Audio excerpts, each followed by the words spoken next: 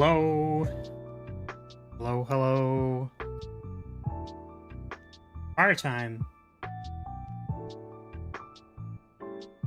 Haunts? I have no idea what that means. I mean, you're a haunter? Are you like a ghost Pokemon?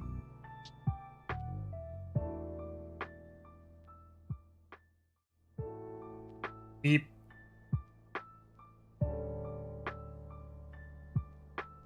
Here we go. Alright. I have no idea. You'll have to ask Weiss. It's horse. Oh. Wait, actually? Like, you aren't memeing me? That just means horse? Welcome everybody. Hello, hello. Yeah, do you like the horse?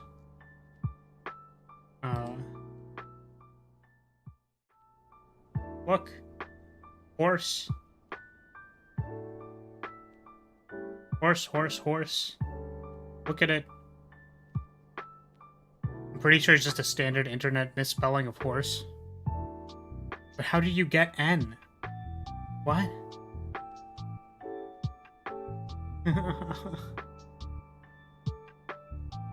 The new anime lady looks very soon. Yes. I agree. But yeah. It was done a long time ago. Who did this again? Who made this again? Iso Furo. Don't want to get people's names wrong. But yeah. The waiting screen has a very majestic horse. It's very funny, I think, because the framing, I swear the framing or just the style of the horse kind of makes it look small. Which makes me look even smaller. But I will assure you that I am 5'1". So any kind of propaganda about my height is factually incorrect, false information, and trying to defame me. So yes.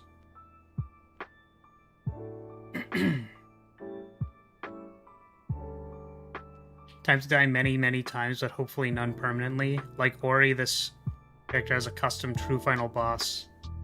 Okay. I mean, I make no promises. I was gonna hop right into it because I'm a little tired. I definitely went full hoss today on editing. Good news, we've made it past Gilbert. Man, rewatching the Gilbert stream was a ride and a half. Actual descent into insanity. My D&D flag bearer is 7 feet 1 inch. He says you are short. Past Gilbert, then you're 90% of the way there. Honestly, yeah.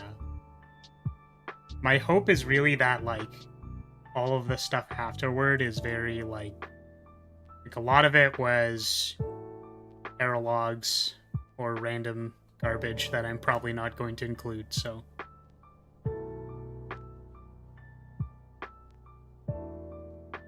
Jump horse lore. He is from a distinguished magical breed known as the Haunts. Yes. Jump horse is very good. I do appreciate his grumpiness. I also appreciate my poofy pants, which are no longer part of the outfit. It's very cute. Also, I suppose the spear is like not technically anymore. Like sometimes it is, sometimes it isn't. I'm trying to put in requests for more art. There's one person I've actually wanted to commission for a very long time, but they're kind of expensive. And also, frankly, their completion rate is like 60% or something, which isn't a good sign. Which means that even if they accept my request, there's like a % chance that they won't complete it. So, who knows? But I think it's actually like the idea for the commission is like really freaking cool. So I hope they can get to it. You'll be able to think about this point in time, you know, how long would it be? Like 2-3 months down the line, and be like, whoa, that's that thing that Flares was talking about. That's crazy. I'm very excited for it, but I've also been trying to find maybe some cheaper commissions. I saw it as a normal-sized horse, whereas you are massive. Does that make me massive? I guess if it was a normal-sized horse and you kind of go up to, you know, where the back of the horse is, that's like decently tall, isn't it? No? I have no idea. I don't hang around horses a lot. Horses are huge. Yeah. Anyways, point is, I really like my waiting screen. I kind of wish I could update it. If only just to have, like, updated, updated outfit or something. But, that's literally never happening, so... How much does this guy charge now? Because I commissioned them before they did work for VShojo, and then I think after they did work for VShojo, they were just like, their commission prices skyrocketed.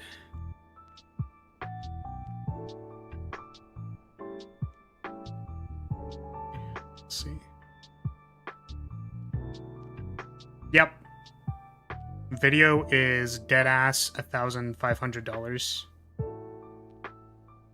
I think I got this one for like 300 or something like that, which is still a lot, but like not literally 5 times the price, you know what I mean? Which is insane.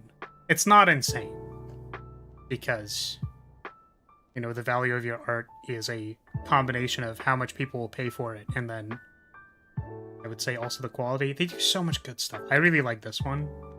I know it's not on screen, but it's like an angel girl. There's like head wings. She's very cute. Just sipping a tea. Anyways, I said I wasn't gonna yap, so we should probably start before I get tempted to yap for another like 30 minutes. Right? Probably don't want to yap for 30 minutes. Okay, yeah, so I suppose we can just attempt to get started. Guys, we're playing an anime girl mod. Crazy. Now, I've been wrong about the anime girl mods the last like number of times, which is very funny. Yes. See, the reason why I thought to do this one is because Cavalier kept talking shit. For lack of a better way of putting it. But let's do the intro first. Welcome to Design the Spire, where we play mods and slay the Spire. Just trying to figure out what kind of character they are, what's their design, how do their cards fit together, you know, what's the gameplay. We're maybe not the most concerned with directly comparing cards, though using heuristics for cards is valuable. We're really focused on the design of the character over any individual card. So, yeah, the reason why I wanted to do this character, aside from the fact that she's a very Tsun lady, and a Tuhu, I guess. Pretty sure she's a Tuhu. The reason why I wanted to play this character was I was thinking of playing her, I think, about 2 months ago, but then I ended up doing a different character. I don't remember which one, but I was very on the fence with this character because she has healing mechanics. Now, near as I could tell, you know, maybe it wouldn't be too bad. I have no idea. The point is that I'm pretty adamant about the stance that having healing in Slay the Spire is fundamentally broken because of how limited it is in the base game. Very, very hard to include it as a balanced mechanic, basically in any capacity.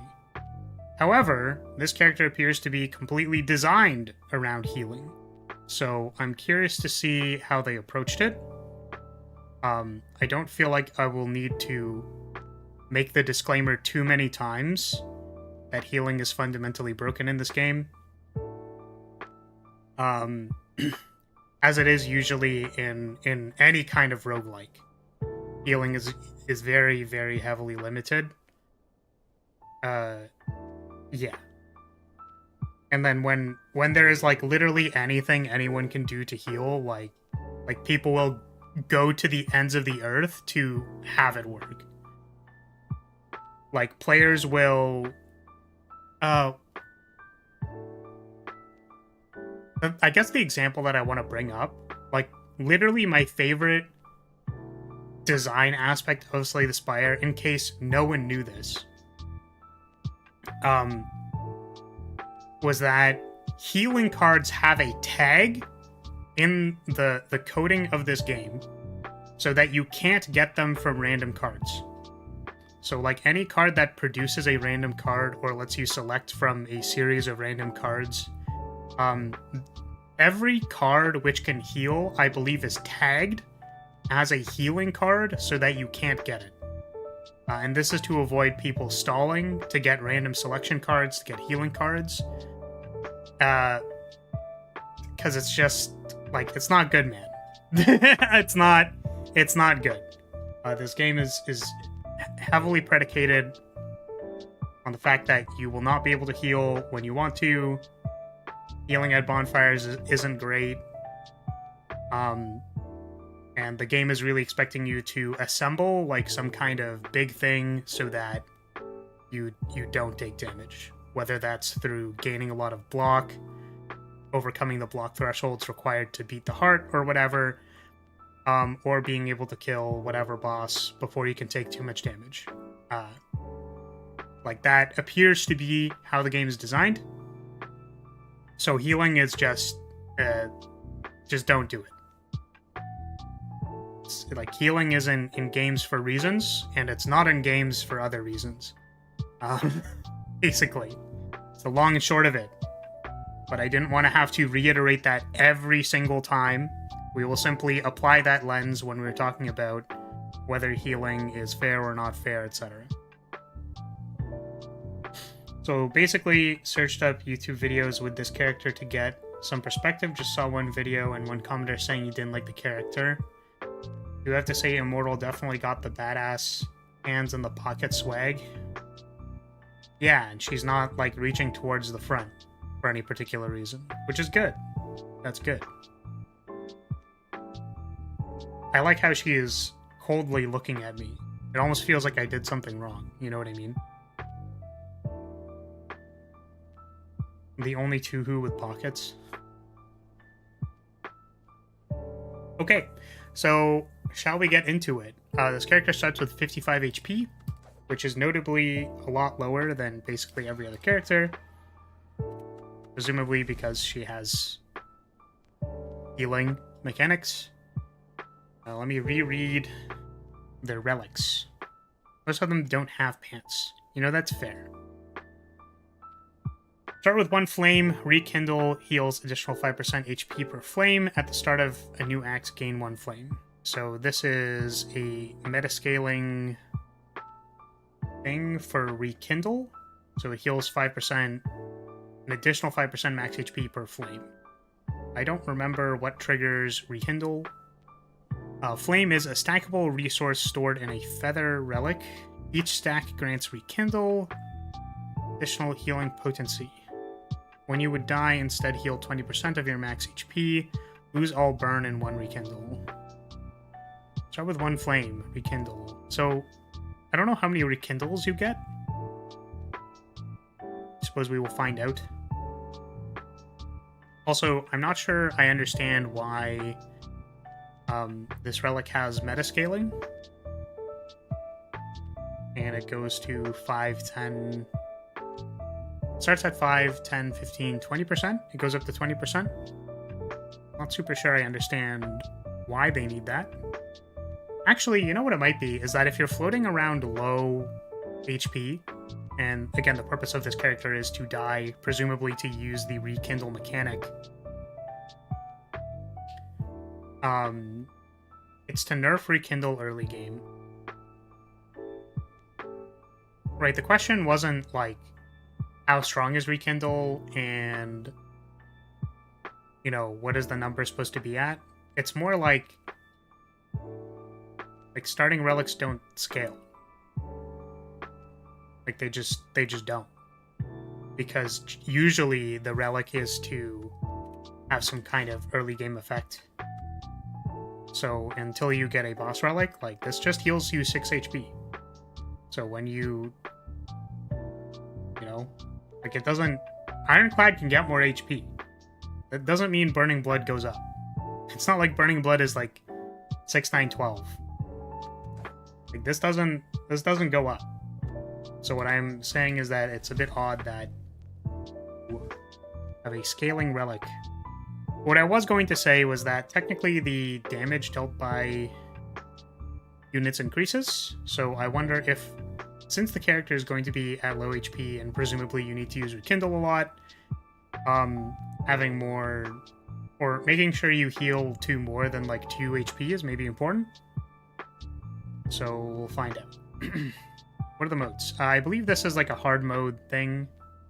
Standard run, and then there's your attack space damage is halved. Whenever you would deal attack damage, apply that much burn instead. I don't fully know how burn works yet. Your attacks, your attack does not consume vigor. Whenever you play an attack while having vigor, lose 1 non-lethal HP. So these just seem like different game modes. You cannot rekindle, but max HP whenever but gain max HP whenever you would. At the end of combat, heal HP equal to your flame. Yeah, so these seem like different game modes. Honestly, you know, this is pretty typical for roguelike stuff. Is to have like different game modes or whatever. I was going to bring up the example that in One Step from Eden, there's like different starting decks, which I kind of wonder if that's something that's possible as well. Gimmick modes? Yeah, I don't know if it's like... The thing is, I don't have a sense for the balance of the character, so I don't know how extreme those are. Okay, so... Doll. At the start of each combat, gain 2 regen and add a Possessed by a Phoenix into your hand. It costs X less. X equals the number of acts you've passed. Regen heals HP at the end of your turn. Yeah. Retain, gain 1 Rekindle. Costs 1 less for each time you lose HP or trigger Ignite, Fury, or Ember this combat. Yeah, so gain 1 Rekindle. So I believe that's the Revive passive. So basically, you lose HP. When you lose HP, this goes down, and then you can use it to get your HP back. So, character's keyword soup. Yeah, I'm sure I'll find that out. Yeah. So this, I suppose, makes some degree of sense. I actually wonder about the fact that this goes down when you lose HP, or like trigger any of the passives or whatever. It's like this goes down whenever you breathe. Now, I'm not suggesting that there's a particularly better or good way to do this, but I really like the way that Ironclad does healing, because basically you always get 6. You understand that you always get 6. There's no like other strings attached. And because you know you're going to be healing 6, it means that whenever you play a card that says like deal 3 damage to you, you can effectively go, okay, well, as long as I don't take any other damage otherwise, I'll be getting that back. Burning Blood could be interpreted as I am allowed to invest 6 HP into any of my cards, whereas this character does it through a card that is in hand, and presumably there is some play to when you want to use this card, cast this card. Like you need to trigger the abilities first and all of those kinds of things. So Yeah, I guess you do also get 2 regen at the start, so that's more the you gain 3 HP. I maybe question the stacking of it to regen, because regen is maybe the character doesn't have any other ways to get regen, I'm not sure, but starting at 2 means that if you get 1 more regen, it's non-linear. So you heal 3, 7, 12 additional, right? Like, that's how that works, I'm pretty sure. It's additive. Yeah, not non-linear. So, okay. Our total HP heal is non-linear. But yeah, let's pop into it. Let's try it. Yeah, I think I remember playing like a little bit of it, and then I didn't not complete any run, or I just did like a couple rooms. Here's a colorless card, random color relic. Random color relic. Oh right, we should probably look at the running deck. So 4 strikes, 4 defense, nothing weird there. Gain 3 block, Ember, gain 1 regen. Trigger if you are at or below 3% HP or have revived from rekindle this combat. So if I have rekindled, which I think is only if you die or something, when you would die, instead heal to 20% of your max HP, lose all burn, and 1 rekindle. So yeah, I mean, these are basically, they're pretty similar, but I guess you could rekindle and then go to max HP. Or not max HP, slightly less than max HP, but above 50%. Like, that's also possible, so you want the regen, whatever. Regen scales it as a triangular sequence. Yes, I believe... what's it called? Rampage also scales using a triangular... It's like a triangular number. I had to use those at some point in time, and then I immediately forgot them. It's like when the rate is additive. Something.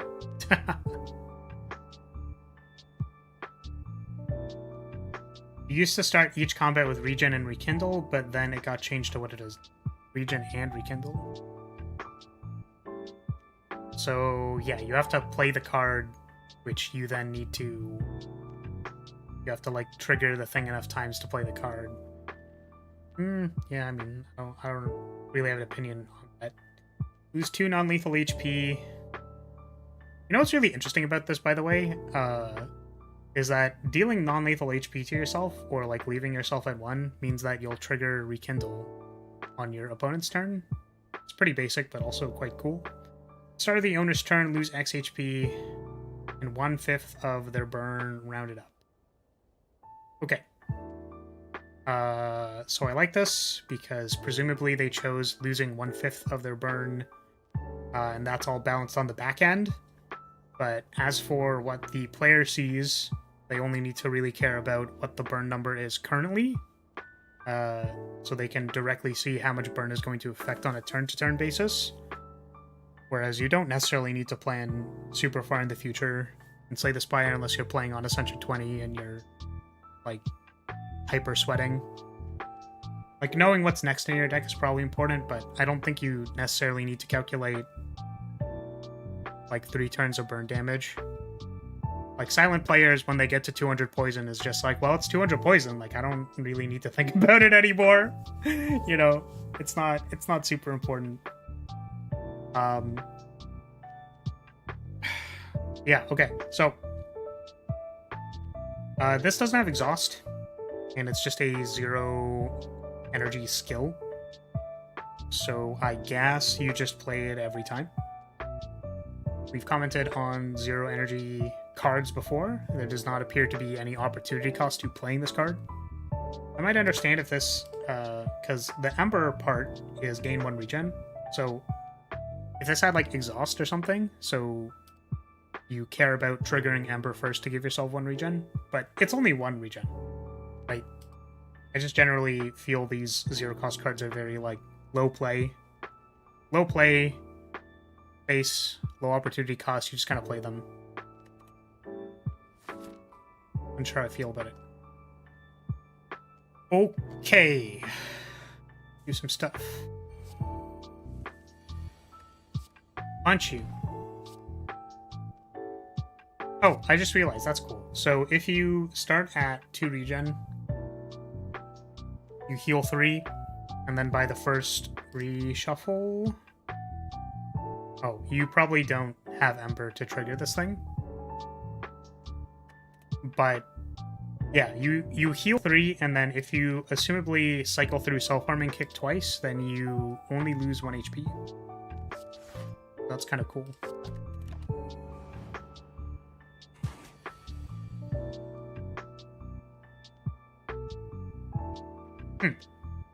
Okay. I was just thinking, does this... What is this before you upgrade it? I don't know why I can't un-upgrade cards. But, yeah, I was gonna say that this applies 4 burn, and then it says you, like, lose 1/5 of the burn, so having low stacks of burn is pretty easy. So definitely a good way to... Like, having a percentage decrease obviously makes sense, so that you don't... I was gonna say obviously makes sense, but it's kind of like... Because for Silent, if you get to 200 poison, then it's like, okay, well, no, 199 now, haha. But I was gonna say this is a good way to make sure that burn is usually on people. Or that the lower numbers of burn are always there. And then you want to, like, stack it up for sure, but then, like, very quickly goes back down to, like, being at 4, but it'll probably stay there for a while. That's my point. Okay, it won't work out like that because you can't draw the kick in the second hand. So you'll heal the 1 regen before you play the kick again. Heal the 1... what do you mean? Lose 2 non-lethal HP.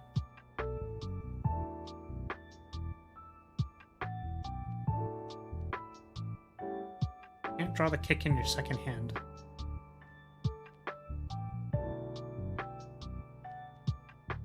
I was suggesting that the total amount of regen that you get from the passive is 3.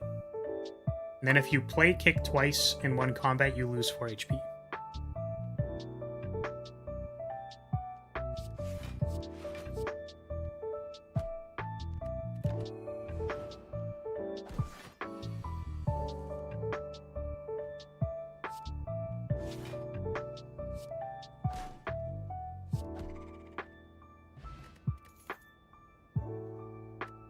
I guess maybe something to look at is the steals.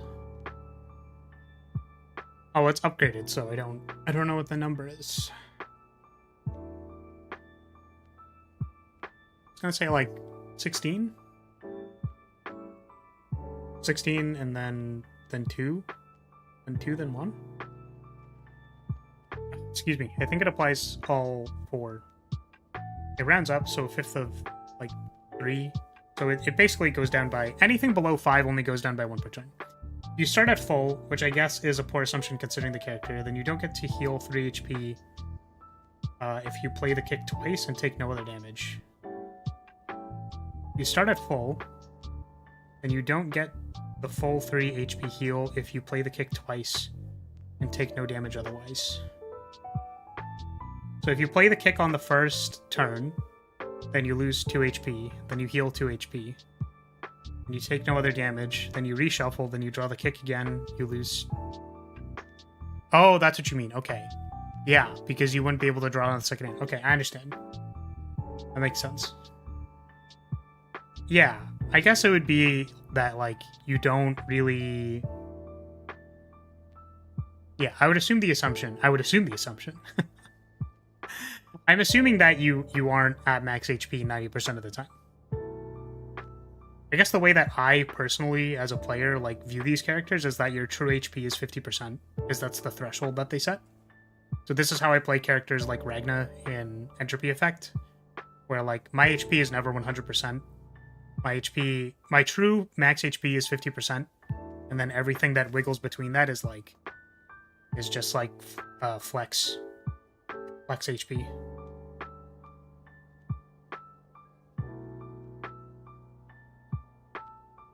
Card art looks especially nice if this is an original character. No, this is a 2-who.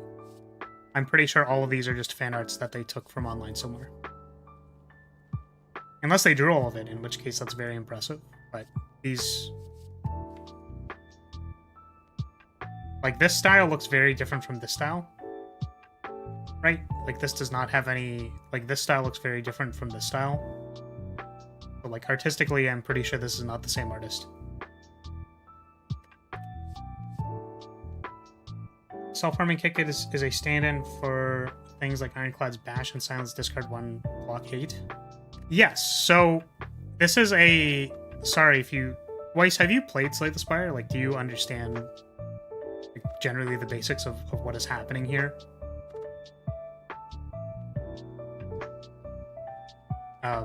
Because this is a modded character, and I'm just gonna wait, actually. Like, I'm gonna keep going, but I'm gonna wait. You fully understand it. Okay, yeah. So it's like, it's not really that this is a stand-in, you know what I mean? It's like, well, yeah, every character needs to have a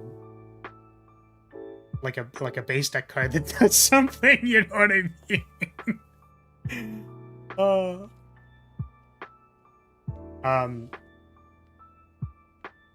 Yeah. This is probably their important card. Does an important thing that the character wants to do. Okay, gain 5 block, add 1 feather into your hand. Apply 2 burn, ignite 5. Wow. Triggers if any unit, including yourself, has at least X burn. Okay. So we have conditional for big burn. Or big chain burn. I was thinking more in the sense of how it compares on the side of balance. Yeah, so if we compare this card to Bash or Silence Discard card, we could use those cards as a heuristic to compare to these stats. The reason why I don't like comparing things like 1-to-1 for how many stats each thing has is oftentimes the value of a card doesn't inherently relate to how much damage that card itself does. Like, it'll have other implications. Or whereas, like, you might say, like, oh, well, a lightning orb does this much damage. Like, I prefer to model the entire deck, or how I compared starting decks between characters and subsequently Flag Bearer, because I made a mod. It's not very good. It's kind of trash, if you ask me. Yeah, you can, like, compare stats, like, of the entire deck, I think, is a more accurate comparison for how valuable things are. Because, like, someone might look at this and say, like, okay, well, you lose 2 HP, but then you deal 13 damage. And it's like, well, first of all, that's already, like, not correct, right? It's like, it does, like, 13, then 16, then it could be, yeah, 16 plus 9. What would burn damage be? Like, burn applied minus, like, 1/5 burn stacks multiplied by turnover rate. I don't know, man. Like, I'd have to think about it. But the point is that, like, this card...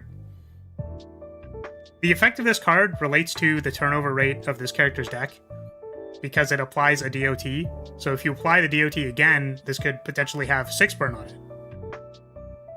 You know what I mean? And then it goes up.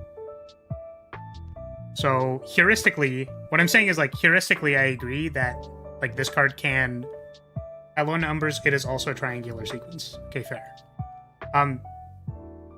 Yeah, heuristically, it is good to be like, okay, well, how do these 2 cards compare to the 2 cards generally in other characters' decks? So, like, we could compare this to what is the value of gaining Rat Stance and Calm Stance, like that kind of stuff. But I generally prefer not to, like, include, like, if this card is right beside Bash, how does it look? Because it doesn't necessarily... It's not fully indicative of what the card does. A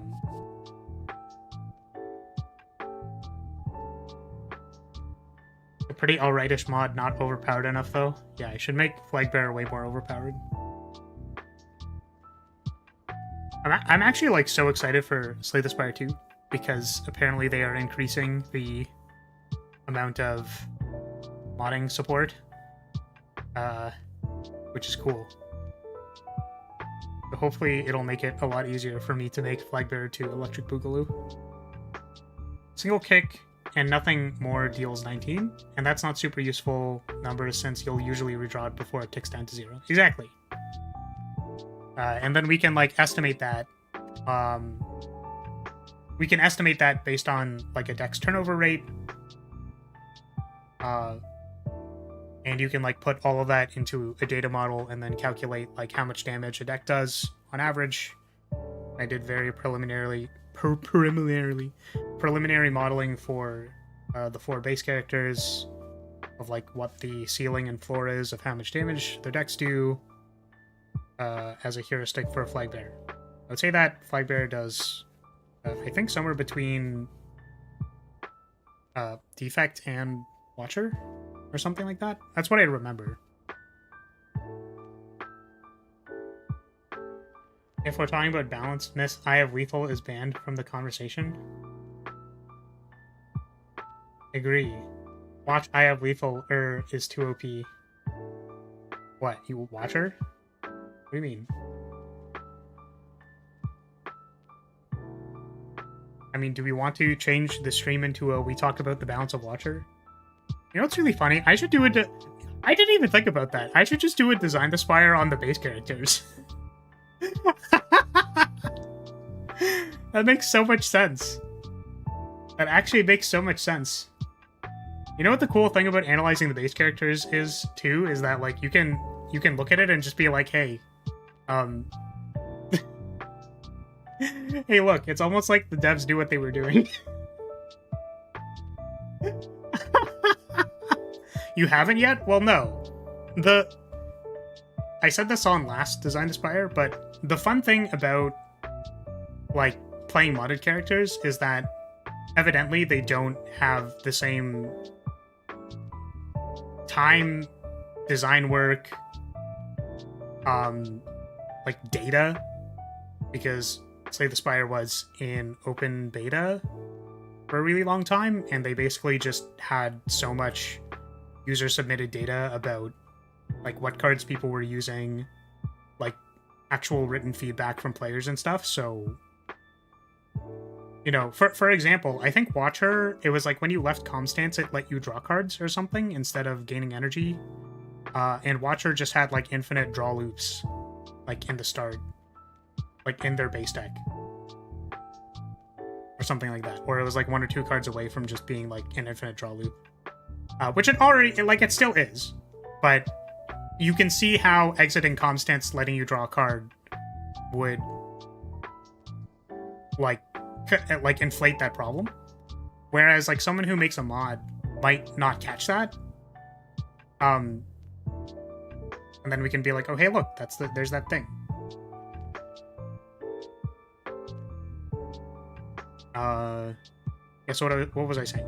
Basically, it's interesting to observe what conclusions people come to about the balance of Slay the Spire when they make a mod. That is to say, because they aren't the devs,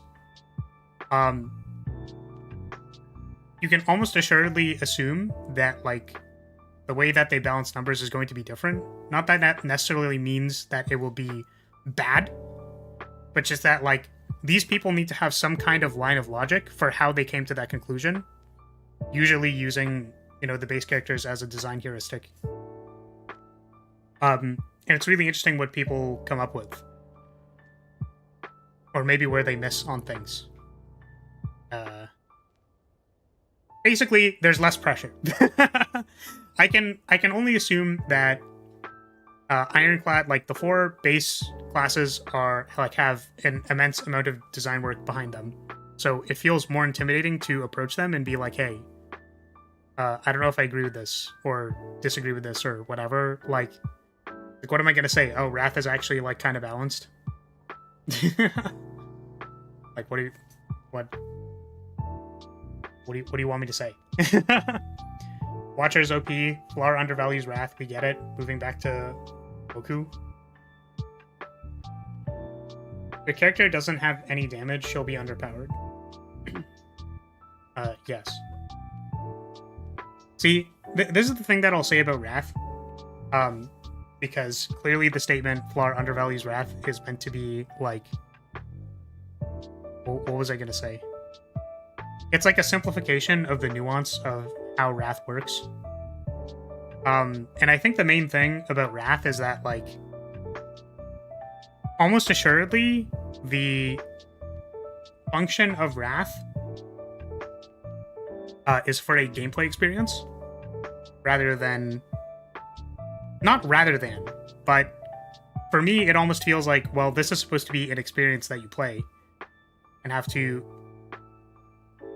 understand or, like, get good at. Like, it's the classic... How do I say this? It's the classic, like, high skill cap thing, which ends up being very abusable. And then people end up with, like, a race to the bottom on how to abuse the thing the most. And unfortunately, what that means is that to... I would say, like, a mid-skill player, it's kind of like, well, Wrath is just sort of fair, but then it ends up being, like, incredibly broken when you can abuse it. So other examples of characters that do things like that similarly are the many different balance states of Azir in League of Legends. So Azir was a champion that was, like, probably pretty fair for most of the elo curve, except when you got really good at Azir, he was, like, insanely broken. So they had to nerf him for competitive play, and then he just ends up being a bad champion. Right? So the problem is that, like, when you combine different verbs to, like, make a gameplay experience, you just end up doing things that might be broken. Right? Like, well, if you're telling me that, like, I can apply as many weapon buffs as I want to my weapons in Dark Souls 3, then I guess I'll just buff 5 times and then one-shot bosses. I guess it's broken, guys. The entire game is broken. It's like, well, yeah, it's because you broke it. Why'd you break it? Stop breaking things. Like, balance is not... In my opinion, balance is... The telos of balance is to uphold some kind of game experience.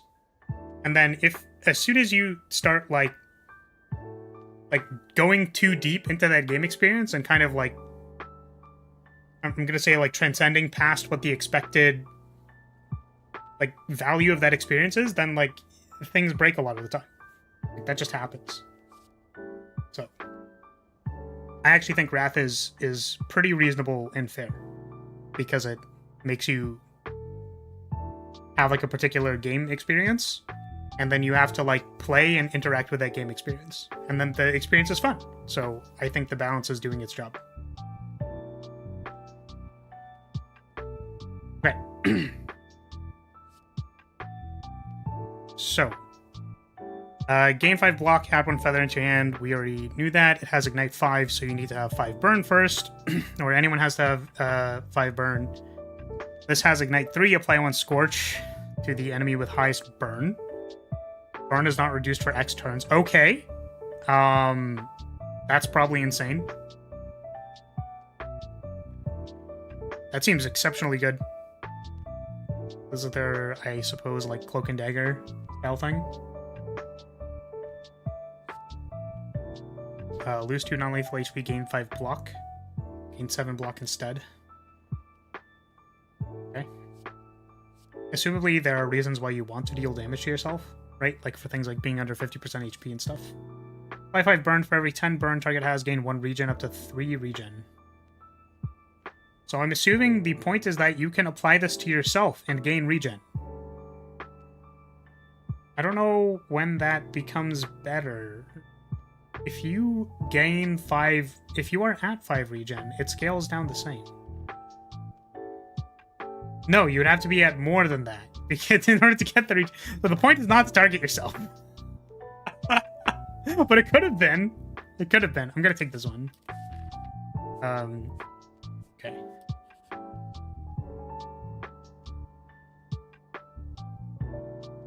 Badge boost glitch has evolved into accepted Pokemon gameplay. Speedrunner tears. I always thought the bigger problem was Constance's butt. Back to the top, get hand.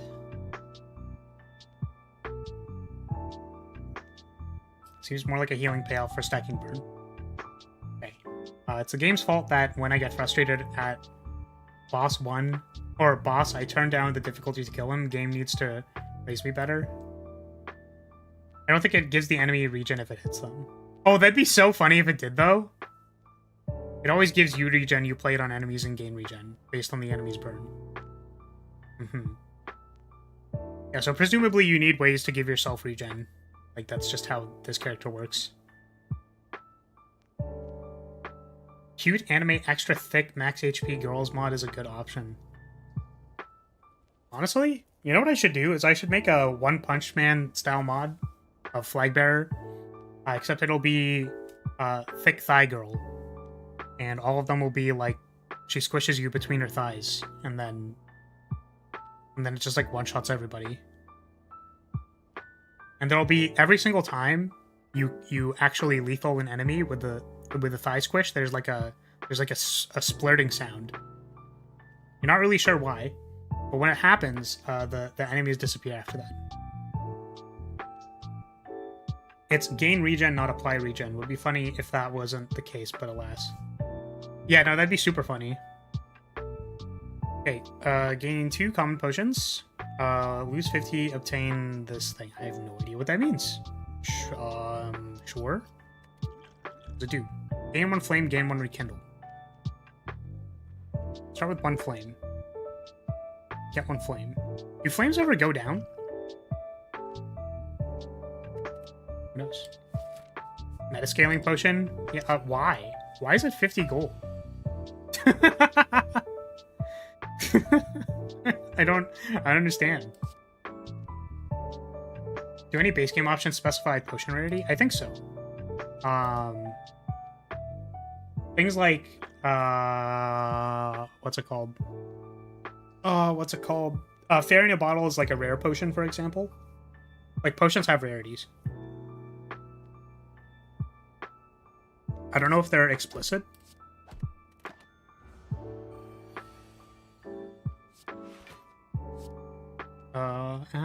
Ignite 3.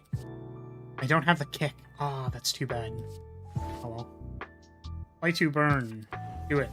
They have 2 burn now.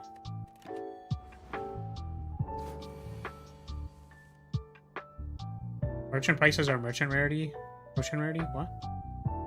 The event shop options don't say get a rare potion. Oh, is that what the event said? Because I didn't think about it. All the class exclusive ones are rare too, I think. Yeah. Do this thing. You don't lose burn anymore. So now you take 8 damage for X amount of turns. Okay. Rapid regen. Draw 2 cards, gain 1 regen for each skill drawn.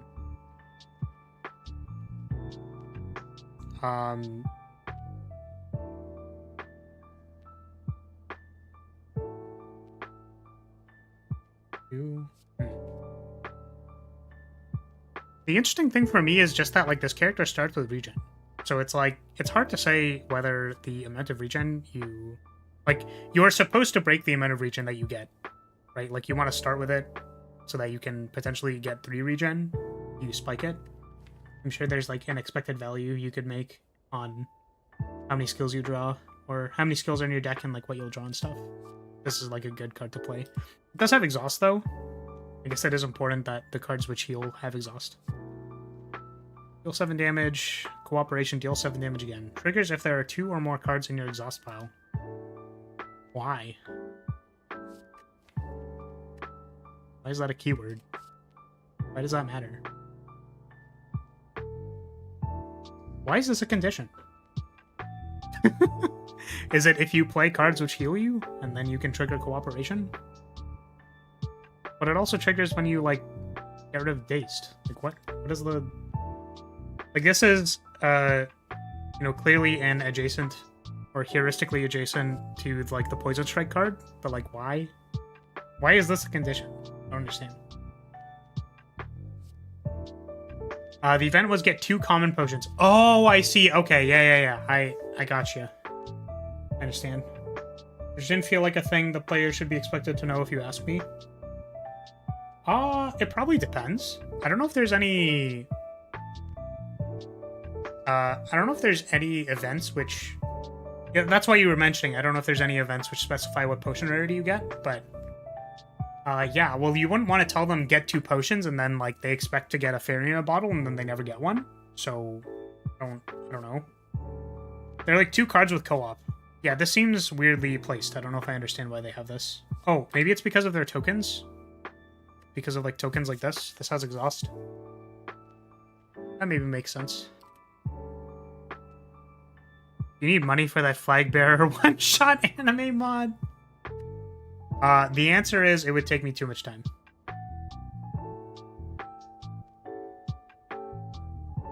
I'm surprised rapid regen doesn't have self-damage. Don't know why, it just feels flavorful to trade health for a card draw.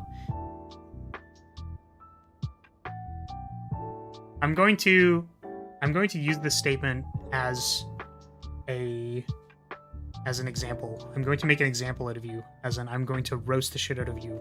I'm going to be so mean right now. I agree that it's flavorful to self-damage yourself for free. Oh, I thought you said for free with a question mark. Feel free. No, so the thing that I was going to say was just that I think people often make assumptions about, like, okay, draw cards, right? So, drawing cards is a good thing, which means that because this character is a self-damaging character, they should deal damage to themselves to trade off for the good effect of drawing cards. Also for free. Yes. So people assume that there's like a relation to, okay, well, their downside is deal damage to themselves. So they should deal damage to themselves in order to draw cards because that's a good thing.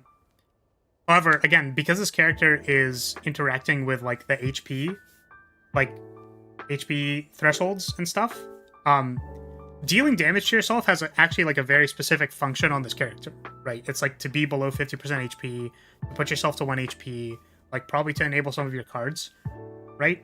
So the question is more, did this author want this, like with this card specifically, to be an enabler for dealing damage to yourself, right? And then you could think about Trigger Fury as well. Yeah, then you could think about, okay, how much damage do I want to deal to myself, and what is a fair amount to give the player based on how much self-damage? But the thing is, like, not every card needs to do that, right? Clearly this card is like a bandage adjacent card, right? Like it's meant to give you regen randomly, depending on what skills you draw. And like 1 energy for draw 2 isn't very good. Like that's not exceptionally powerful. So yeah, it's like kind of like not the best individual card draw card, and then you're kind of hoping that it gives you regen. So I don't evaluate this card very high. It's likely just, you know, maybe you need some help with healing or to mitigate, you know, how much damage sources you have in your deck. So like this character's thinking a lot about, okay, well, if I lose 2 HP, do I want to play this card now? Like, do I need to play this card now? You know, there's already like an opportunity cost to spending an energy to draw 2 cards. Like, that's already, I would argue, hard for some characters. Right? Like Ironclad often doesn't need to draw like an exceptionally large amount of cards because they just like play the best cards in their hand and then they're usually fine. So like Ironclad has card draw. But also Ironclad picks like the choked collar or whatever very often because like when are they going to play more than 6 cards? That just doesn't happen. Yeah, I'm going to take this card because I'm sure we need some kind of way to get regen, but I don't actually know if it's that good. Yep. Yup! Feeling it! Feeling it! I don't even need to block, but yup! Incredible. I love it. Okay. I guess this is that. Was that?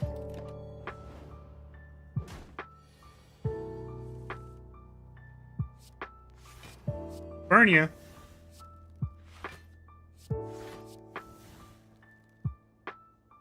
Oh, yeah. You just get okay. Okay. Pommel Strike plus Madness Infinite Combo. Yes. Obviously, there are any number of infinite combos for characters. $20 per week will suffice for the mod. Listen, sir, I really appreciate that you are attempting to give me a bribe, but the reality is I'm just, like, way too busy. Like, actually. I'm just, like, way too busy. It's really, you know what's so sad is that my friend actually contacted me and they were like, hey, can you, or are you down to play cards at F&M? And I was like, oh, well, I finish work at this time, or whatever time. And then all my hours in between that are spent streaming, because they know. Streaming or, like, editing, or jerking off, I guess. Don't worry about that part. And I was like, yeah, I mean, this is kind of what I was concerned about, or worried about, was that, like, I just don't really feel like I have a lot of time to schedule anything, basically. Like, all of my hours are just taken up with something. I'm like, well, what am I gonna do about that? Rug. Like, I had more hours in tactician school because I didn't necessarily need as much time to complete things. But now it's like, okay, well, if you have employment, then that doesn't quite work. Also, not the best setup. I just want to be, like, clear about that. Otherwise, I would be ordering way more Polaris Art immediately. Yeah, so sorry, this is not happening. Again, I really appreciate it, but I just don't feel comfortable, doing all the boilerplate work, restarting a project, doing all those things. Like, I just don't want to do it. At the start of stream, I've been kind of weirded out by burn going down by 1/5 and not just being a reskin of poison, since for the most part the difference is negligible, but having it not mirror regen, which is a major aspect of the character, makes it extra odd to me. Making it not mirror regen. I guess maybe that's part of the point, Poi, is that, like, if you burn yourself, which is assumably something this character is going to do, if they burn themselves, then your burn will go down faster than your regen. So balancing those two variables means that it's in favor of regen. Like, the point is going to be that you can give yourself a lot of burn, and then the regen is just better if you survive. Maybe that's the point. And it kind of makes sense to me. 3 energy. Deal 6 damage 3 times. Apply burn equal to half of unblocked damage dealt. So this is 6, 12, 18, 9, 27 damage for 3. Or, like, 27 after the first turn, and then however much more the 9 is. It's like 9... Man, I clearly can't do fraction math very easily. What is 1/5 of 9? 2? 2 when it's rounded up? So like 975? Or something like that? Like 976? Something like that. That seems decent. Gain 10 block scales with your burn. Wait. Gain 2 burn. Gain 1 regen.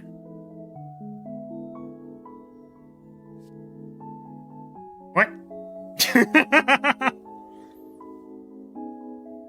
18 plus 31 in total. Yeah, that's a fairly decent amount of damage. I don't know if I want to be giving myself burn. That seems like the giga way to play this character, and I don't know if I fully understand how to do that yet. So we're gonna take the safe deal damage card because I don't fully understand the character yet.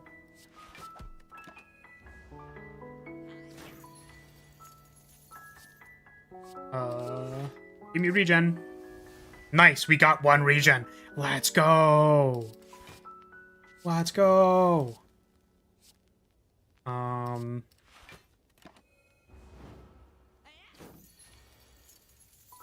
I swear, the amount of dead time between specifically the song and its repeats is like, it's like always so like perfectly awkward. So I can't block all the damage here. That kind of sucks. I'm gonna not play my 3 energy card. Assume that blocking is better.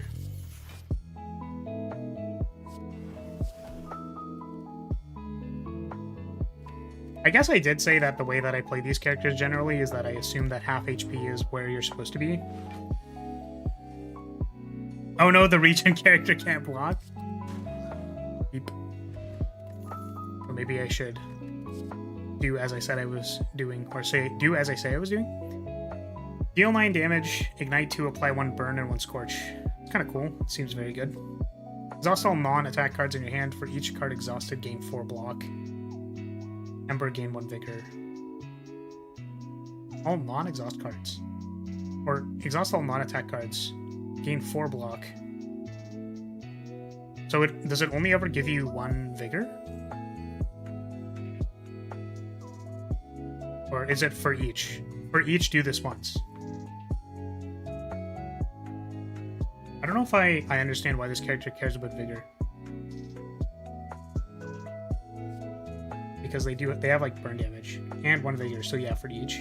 Okay. If you change your opinion about the mod, I'm down bad for those kinds of mods. Hey Cesar, I'll let you know when I start up my Patreon for the Flag Bearer Live 2D Dungeon Adventure, where I go into dungeons and fight monsters, particularly with live 2D scenes involving monsters in them. I'll let you know when I start the Patreon for that. Can only be played if Fury or Ember. Vigorous. Vigorous attacks don't consume vigor. Oh, okay. So this is like... So it's kind of strength? So these can like kind of work with strength, but it's conditional and also...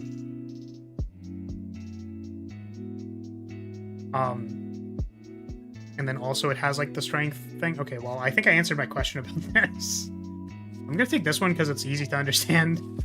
I don't know if I should be taking the like more broken stuff. But I'm gonna take the easy things. Take it. It's upgrade 2.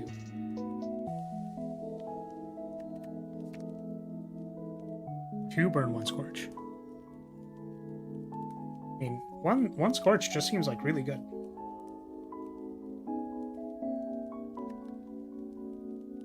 Are you going to be adding thick monsters just to be sure if it's a good project? You'll have to find out. This is a joke, by the way. I don't think I'm... The way that I project my future is that, like, I'm never going to have time, ever, in my entire life. It's just how it works. It's too bad, really. Okay, let's beat him up. Beat him up.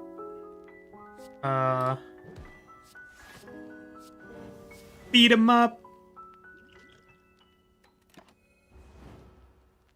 Don't give me hope.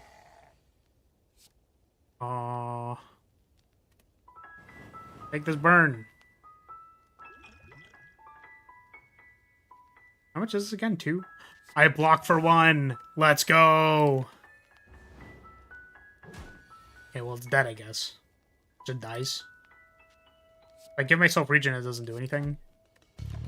Get burned. Wow. That seemed very strong. 5-color turtle. At the start of your turn, gain 2 vigor. Your next non-vigorous attack each turn does not consume vigor. Huh?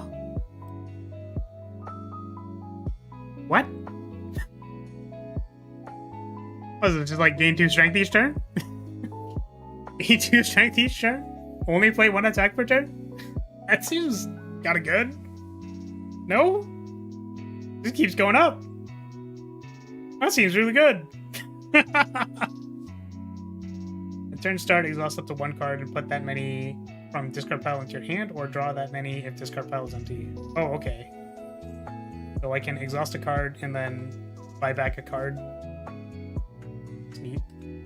This is their like card draw thing. Whenever you lose or heal HP from your card or powers, gain 2 block. Generic block payoff. I mean, this card seems kind of good. Heavy limitation unless you have a lot of vigorous cards or skills that burn. Also, that's probably where we're at.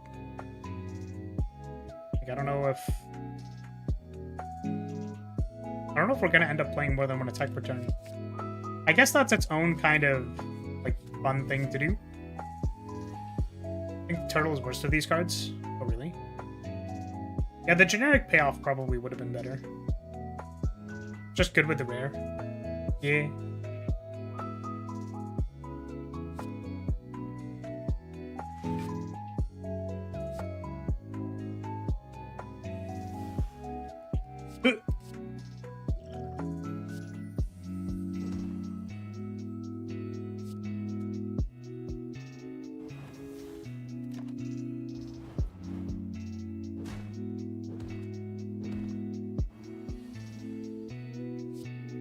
Hey, I can get myself a regen. We're doing it.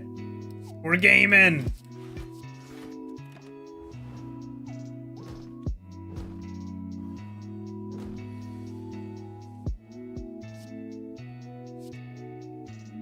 Night 2.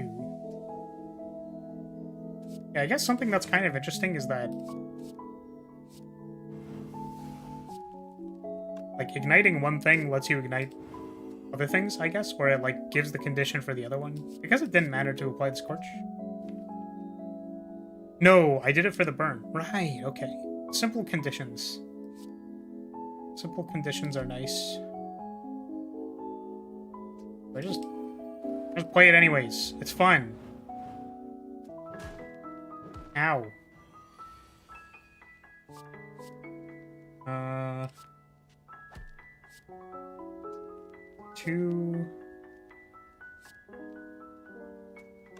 Get to play the minigame of if this is saving more HP. No, I block 5 and 5, take 3, whereas I would block 5 and take 3. It's the same thing, I guess. No, I would take 2 more. Okay, so blocking is better.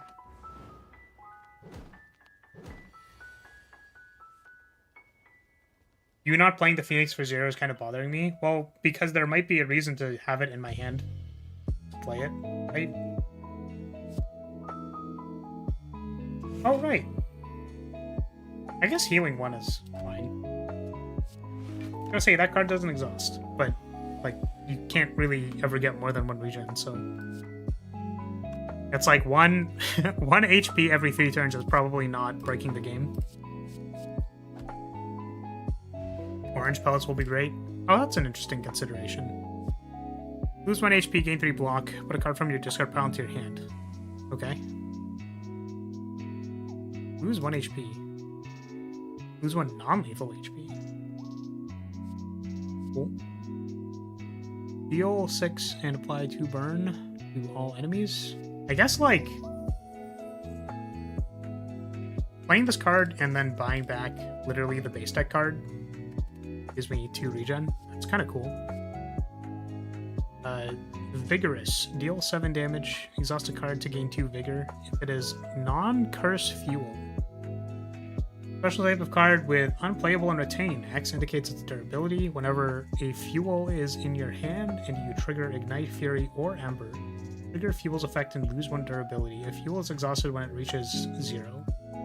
So fuel are token cards you can put in your hand, and then they trigger whenever you play the character. Welcome, James. What's the gimmick of this character? Dying. They're a phoenix.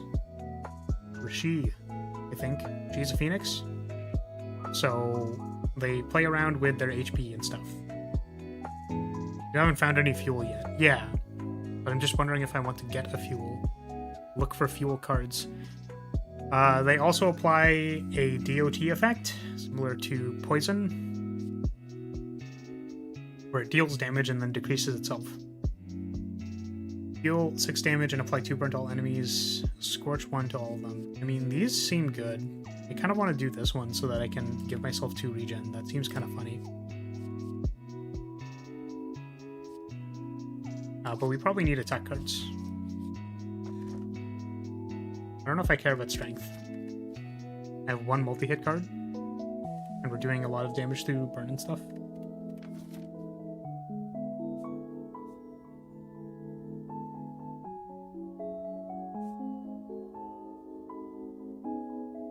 She accidentally drank a funny immortality potion from the moon. Now she can't die, and it's very boring. Damn.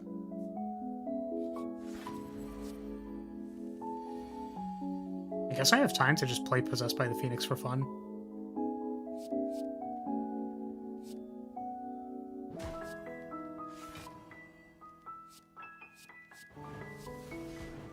Wombo combo!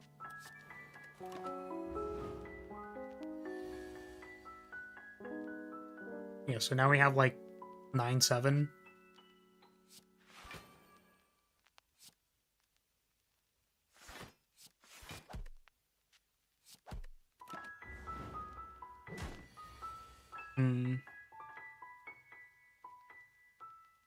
I take 20 damage.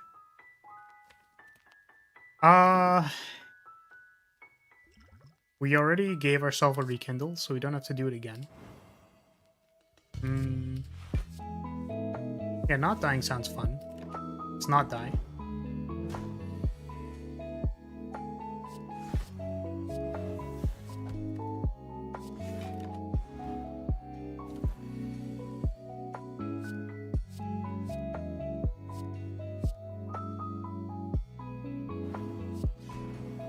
Yeah, burn triggers at the start of their turn, right? Does poison also trigger at the start of their turn? I don't know. I do not know where she got fire potions from the funny potion. The funny potion does not give fire powers.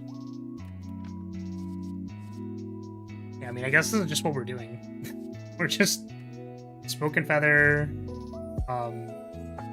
Blazing Bird. I think that's just what we're doing, right? Probably take another one of these. I don't know when we stop taking them. Wouldn't it be better to rekindle, or does it have more downside that I'm not remembering? Oh yeah, I guess like taking the damage and dying is maybe better, so that I could go back up to 25%. That actually makes sense. Yes, you're actually correct.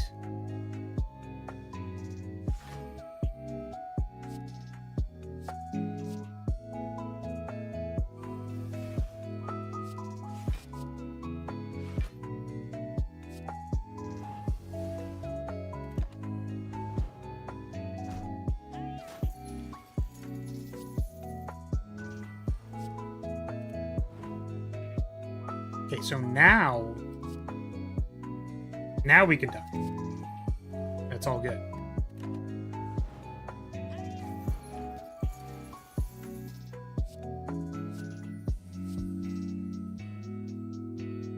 Assuming this just works.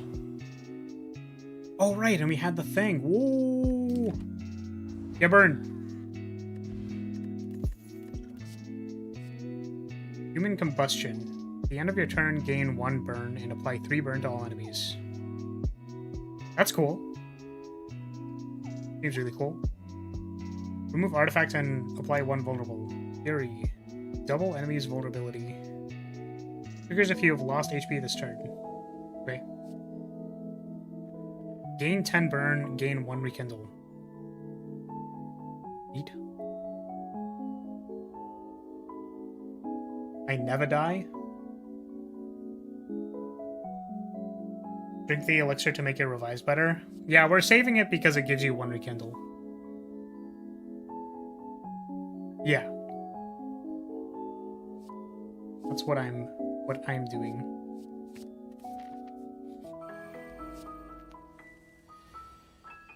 Also because I feel like I'm decently likely to make a mistake.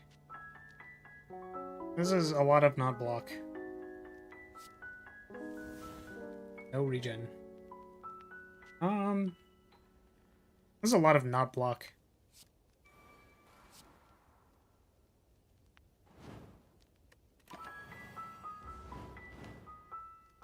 Oh, it ticks immediately as well. That's cool.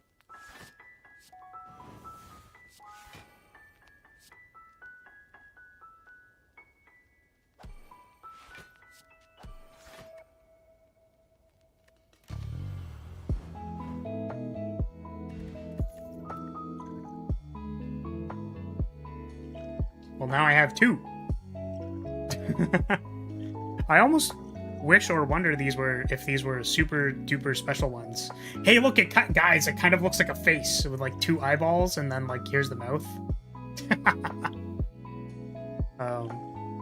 Because this has metascaling, I would almost assume this could be of similar rarity to like, I don't know, a relic, like an uncommon relic or something. I don't know, but it's also a fairy in a bottle. We probably just lucked out. Gain 2 burn, gain 3 vigor. Gain 1 burn, deal 4 damage. Add a feather to your hand. Deal 7 damage, apply 1 vulnerable. Fury, apply 1 more. Yeah, I feel like I'm just bad at Slay the Spire now, because I don't know how to play these characters. Gain 1 burn, deal 4. So this can apply 2 burn.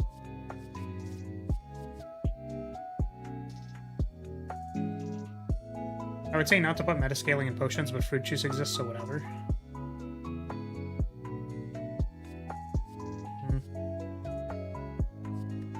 Like, vulnerable doesn't affect burn damage, right? So I don't think we care about that.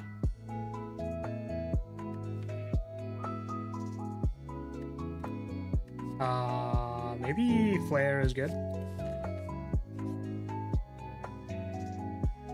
I go down to 1. I wonder. Oh, that's so funny.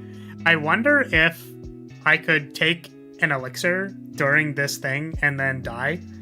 I wonder if that's possible. We can't test it because I don't die here, but fine. Oh, I guess I could always just, like, Possessed by the Phoenix on turn 1 because it costs 3. I didn't really consider that. Which we kind of have to do. Right? Kill me. How are you liking anime Senator Armstrong? I don't really have a comment.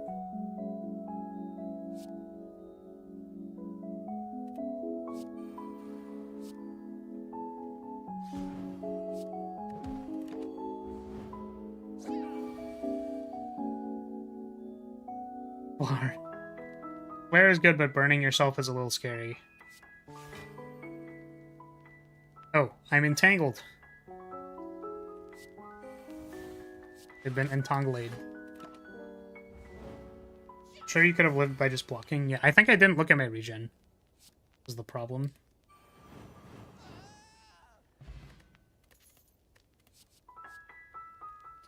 Fuel 3. Gain 1 strength.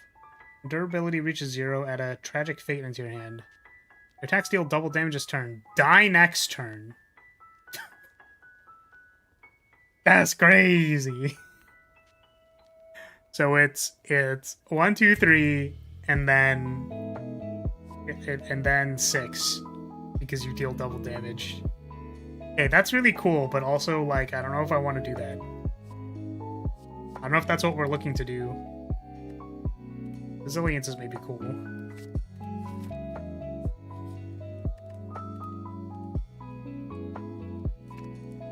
Innate. I don't think I care about that.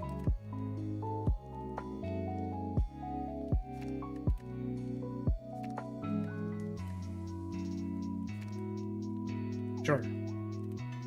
Gain more regen. 1, 2, 3, blasphemy.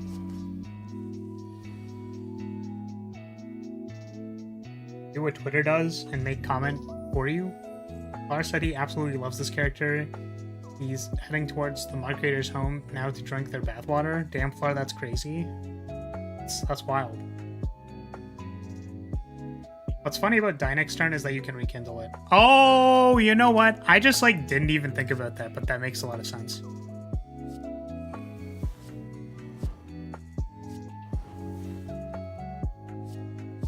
Ah, we don't have 5, so this doesn't do the thing. It's too bad.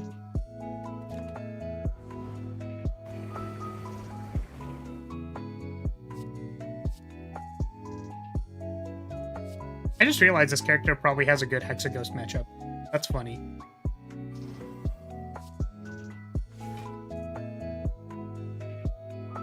We're going to lose our vigor if we do that. Is that fine? Probably.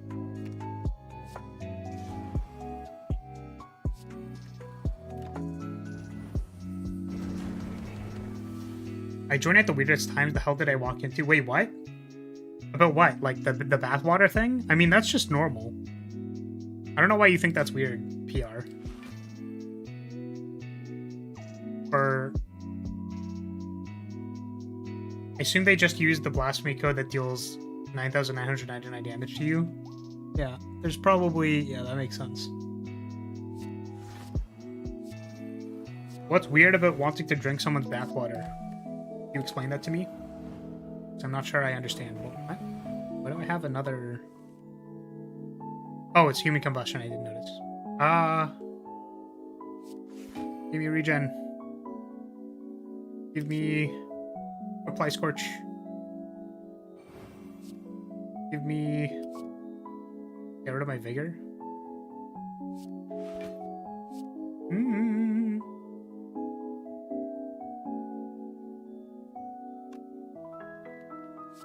Probably this.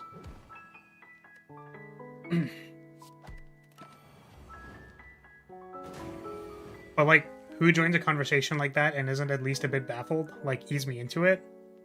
Oh, sorry, hold on a second. Alright, well, see, we're playing this character, and assumably the character has a mod creator, so I want to drink their bathwater. Does that ease you into it well enough? Is that, like, good for you? Does that work? Or should I have, like, you know... I have, like, balance it out a little bit. Oh, whoops.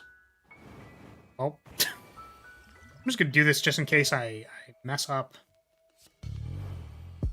Though I don't really know how I could do that at this point. We have so much burn on them. I'll make do. It's a shame that I can't pass here because they lose HP. So this was a panic. I panicked. Panic. Get burned. Get burned! I mean, yeah, this is interesting. I mean, Scorch just seems very good. I do like the idea that you can just effectively make it poison, but the numbers are maybe larger. I don't know. I don't know if the numbers are actually larger or not. I guess they might be, because their Shiv clones are apply burn. Seems like we're doing strong things. Flex Potion would have been sweet that turn. Wasn't paying attention. Phoenix Form. You lose at most 3 HP from burn at a time. At the end of your turn, apply 6 burn to everyone. That's really cool.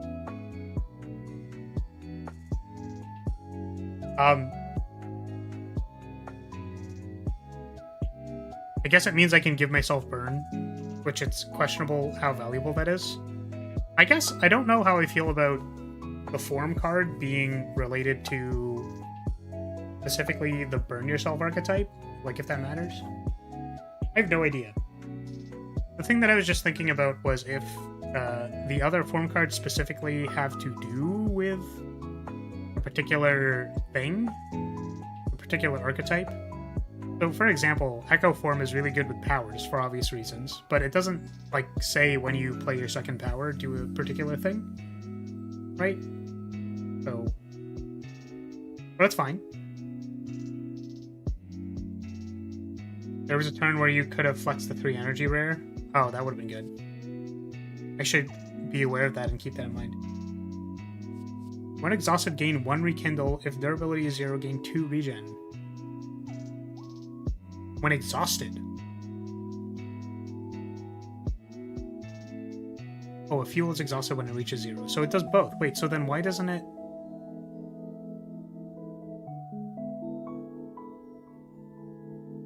Why does it say... Oh! Oh, okay. Because you can exhaust it for different reasons. Ah, that's cool. That's very interesting. I did not think about that. Whenever you trigger Ignite, Fury, or Ember, apply 1 weaken burn to all enemies. Ignite triggers if any unit has at least X burning. Ember is if you are at or below 50% HP, or have revived from Rekindle. Yeah, that seems good.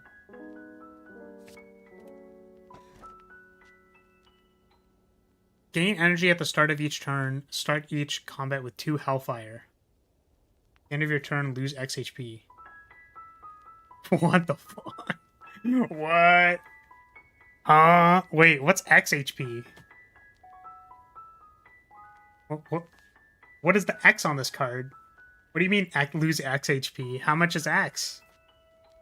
How am I supposed to know? I feel like Runic Pyramid is probably very good on this character. What card? 2 Hellfire.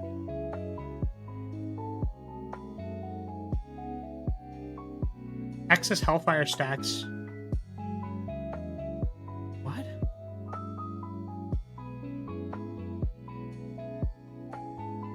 Yeah, I'm saying I don't know how much the amount of this is. Gain 2 Hellfire. Oh, it's a debuff. Yeah, you asked X was on the card. Yeah, okay. I assumed... Okay, so hear me out. This card looks like the Watcher card. Or not... Oh my god. This relic looks like the Watcher relic that gives you miracles at the start of your... at the start of battle. So I assumed that gaining 2 Hellfire was like you put 2 cards in your hand. But that is not the wording of this. Okay. Yeah, sure, whatever. Sounds great. Let's do it.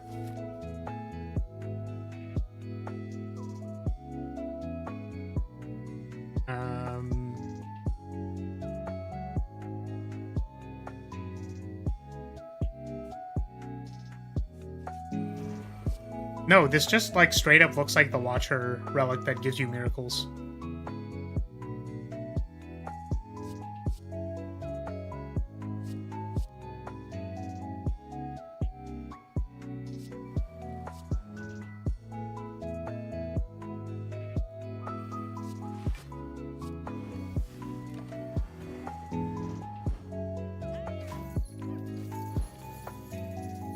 Maybe giving myself Hellfire was not the best idea when I'm playing a burn deck.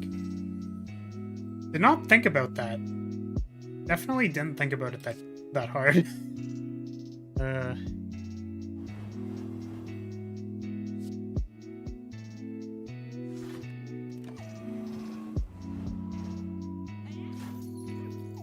You mean Violet Lotus, which gives you more energy upon exiting Calm? Oh, I thought it was just the thing that gives them miracles. So we got it doubly incorrect.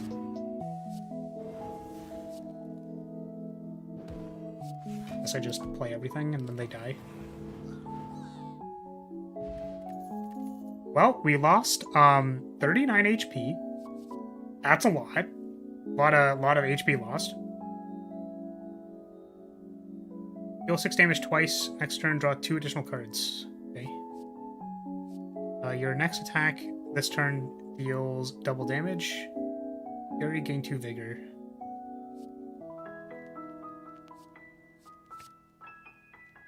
Miracles is pure and holy water. Understandable. Burn decks aim to win as quickly as possible. It's at the best place. What? Oh, this is an MTG joke. I understand. I was very confused for all of 2 seconds.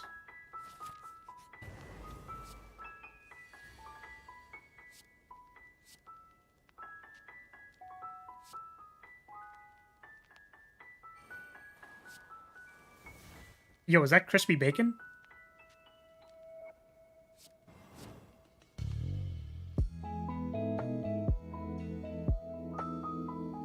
Trigger ignite. Ignite was when you apply burn to something, right? Yeah. Okay.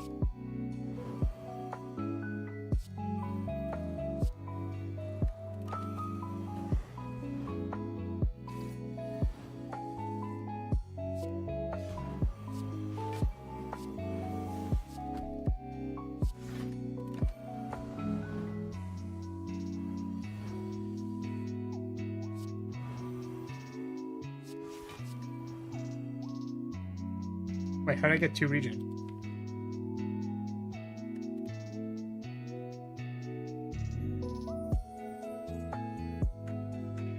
Because this is turn 3, 2, 1.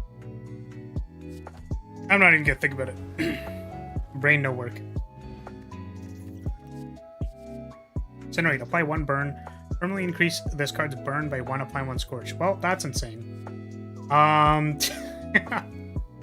That seems really good.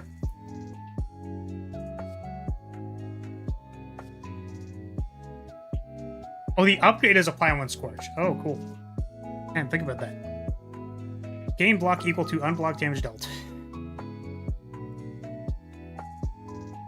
Cool. I feel like we probably need more block. I keep taking all these attack cards and then I'm not getting any block. You probably need block. Fuel 5, gain 3 block. That's really cool.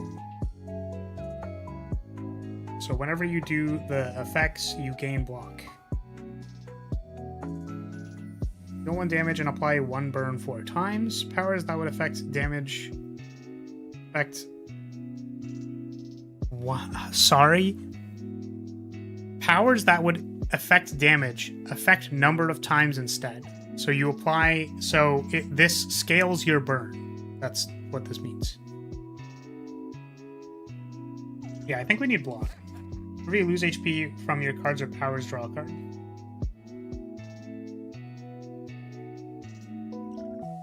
Let's discard this one. Remove a strike. Let's... That's probably good. Cards from your cards or powers. Does that mean I just like draw an extra card every turn because of Hellfire? Because that's kind of cool.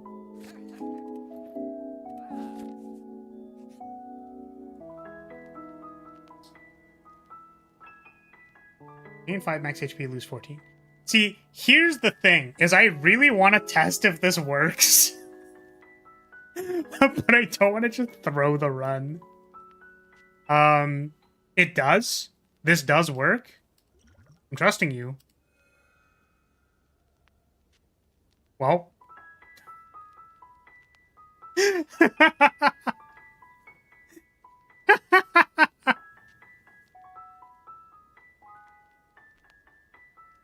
Oh, you said it does to the Hellfire comment. Alright, hold on a second. Pause. Let me see if I remember how to do this.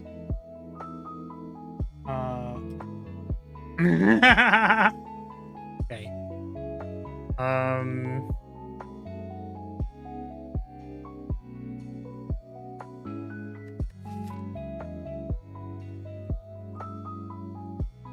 Says... I think this works.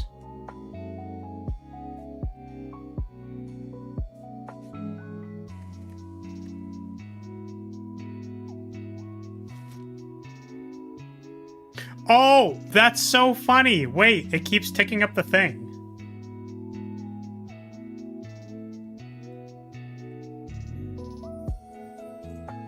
I swear this worked before. Or is it? Oh, it might be this.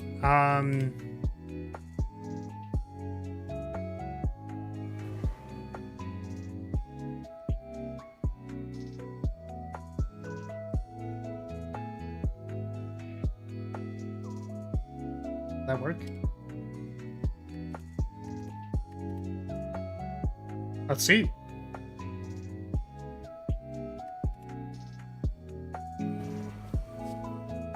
Aha! Now the problem is, I don't know how to reduce the counter on on Blazing Feather. No! How do I do that? Relic? Oh, maybe let's try doing that. Okay. Oh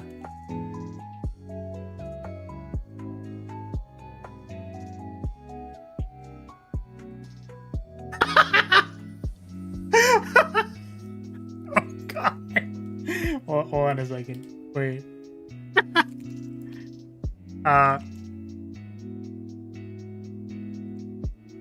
Hold on. I'm trying to see if I can fix the game state. Okay, can I do this again? No, it just gives me 2. No, I can't tick it up. All right, hold on a second. We're just gonna do this, and then I think it's we have it at 2, right? So like this. And then what we're gonna do is we're gonna take the same path but not take any of the rewards. I think we were like here or something. So, oh, we're on floor 26 apparently though. That's really funny. God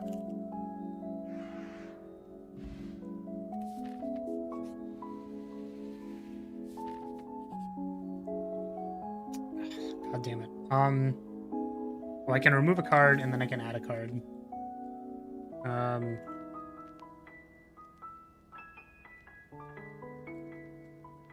we go. I think we were here. Damn, anime girls. I think we can reject, right?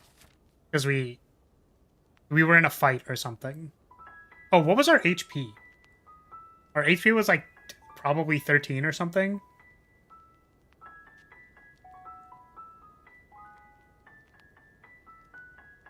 You had 2 elixirs. Shouldn't it be at 4? Oh, should it be? Max 55. I was at 12. Okay.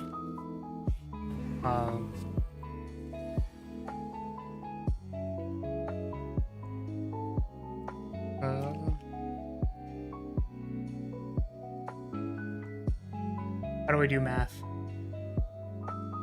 43. Alright, cool. We fixed it. I'm fine to not tick up Blazing Feather. We'll do it later, actually. 7 HP total. Oh, I could take the 2 elixirs. Ah, that makes sense. We'll do it after this.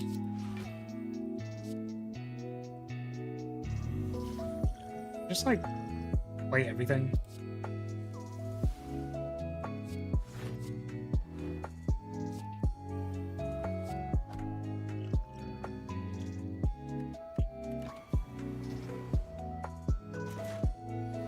I went back, you were at 7. If I was at 12 minus 5.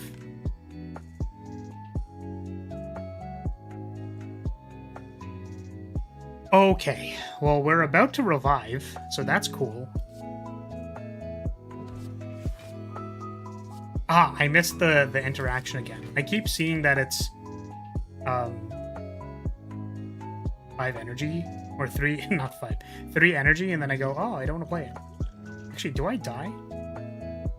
Because I lose the 2 HP first, and then I go back up to a certain amount, and then... Oh. We'll find out.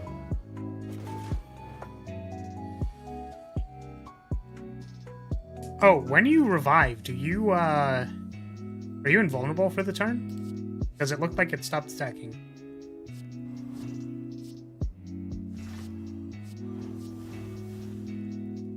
Big burns.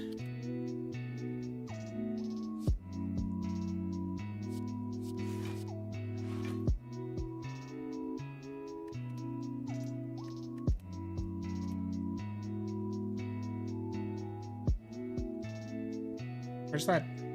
Oh, it has exhaust. Duh.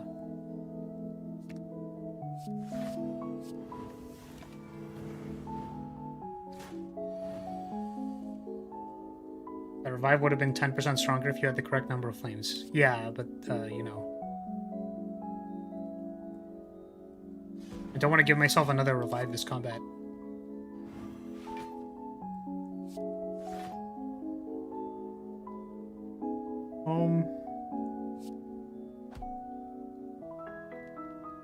Guess I'm at 21. So I guess I would have been, like, not dead. It's probably getting some potions. Zoom one card for every 5 on-block damage. Okay. I want Ignite 3. If any unit.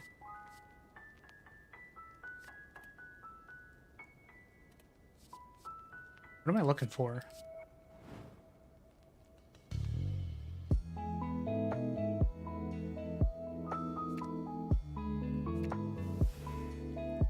Sorry, why did it do it twice? Deal 5 damage, exhume 1 card for every 5 unblocked damage. Oh, because I have strength. Nice! Good job, me. So we're now at 26. We're at 24 because we take 2 damage.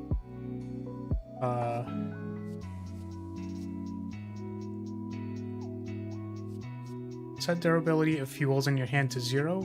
Exhaust your hand. Apply 4 burns for each card exhausted.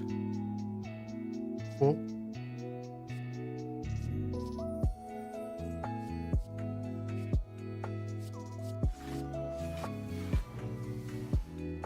Okay, we don't die anymore.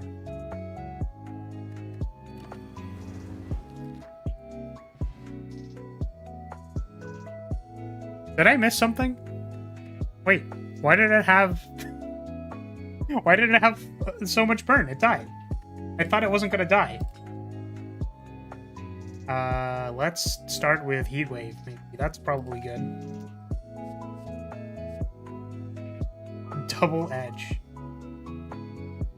Like double the edging. Gain 3 burn, deal 15 damage, apply 5 burn. That's a little too spicy, I think. I think I'm just gonna keep picking Smoke and Feather and then hope that it's good. So one of your powers might have been. Heat Wave upgrades to an 8. Well, that's great. I don't have to upgrade it anymore.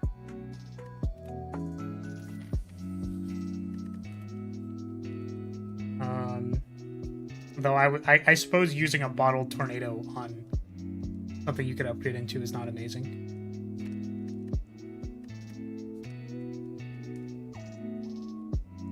Seems kind of good.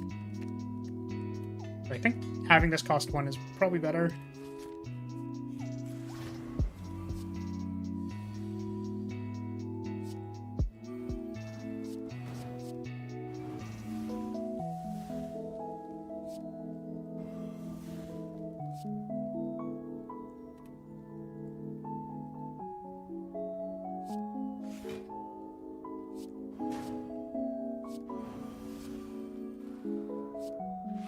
Alright, we were kind of popping off.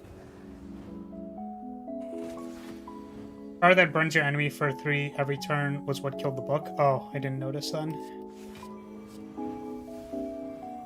Big burns.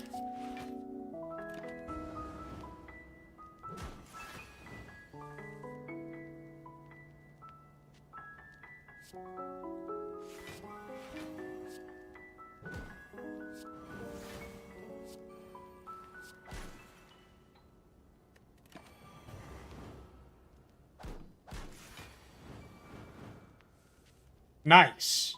Why did they take damage at the start of my turn? Because of burn. That's why. Nice. Very good. Okay. Don't die permanently before I get back. Great. 2, right? 1.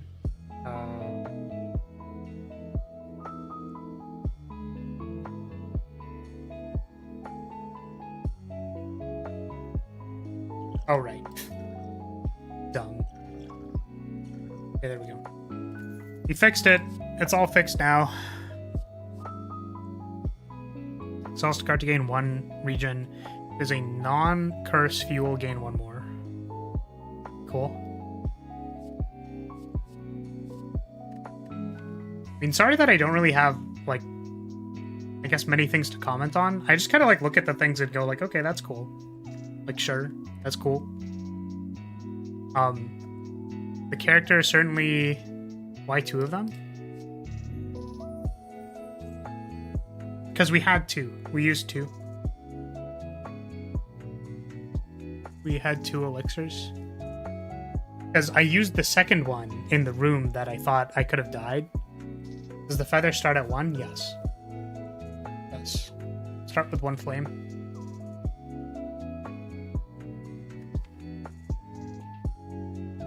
Yeah, I honestly just, like, don't really have a lot of comments. I think it's as I was saying before, where, like, this character is clearly trying to, like, give you some type of gameplay experience. I think it's achieving that, where I'm, like, just sitting at 16 HP, but I'm not super concerned. I think being able to revive to X% HP every single combat is, like, pretty good, because you're effectively starting with that much block. You can just, like, revive. I don't feel super pressured by my own deal non-lethal damage sources.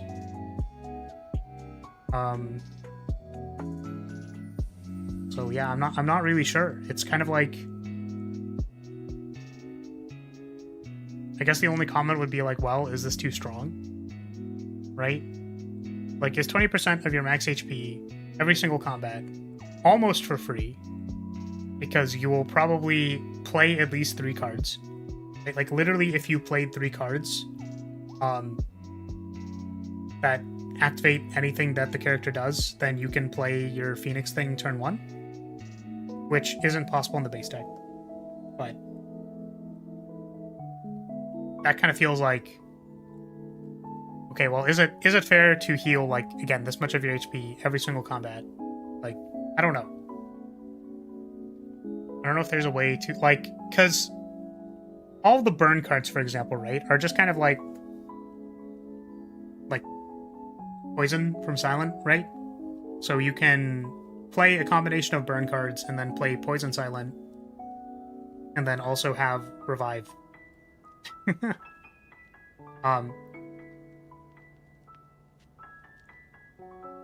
does dodge the trap of, well, I'll just not take self-damage cards. What do you mean? You can absolutely not take self-damage cards. I don't know if I understand. Doesn't this trigger when you ignite things? You don't have to lose HP in order to make this cost 0. You just like literally play 3 ignite cards or 3 burn cards, right? And then you actually do run into the issue, right?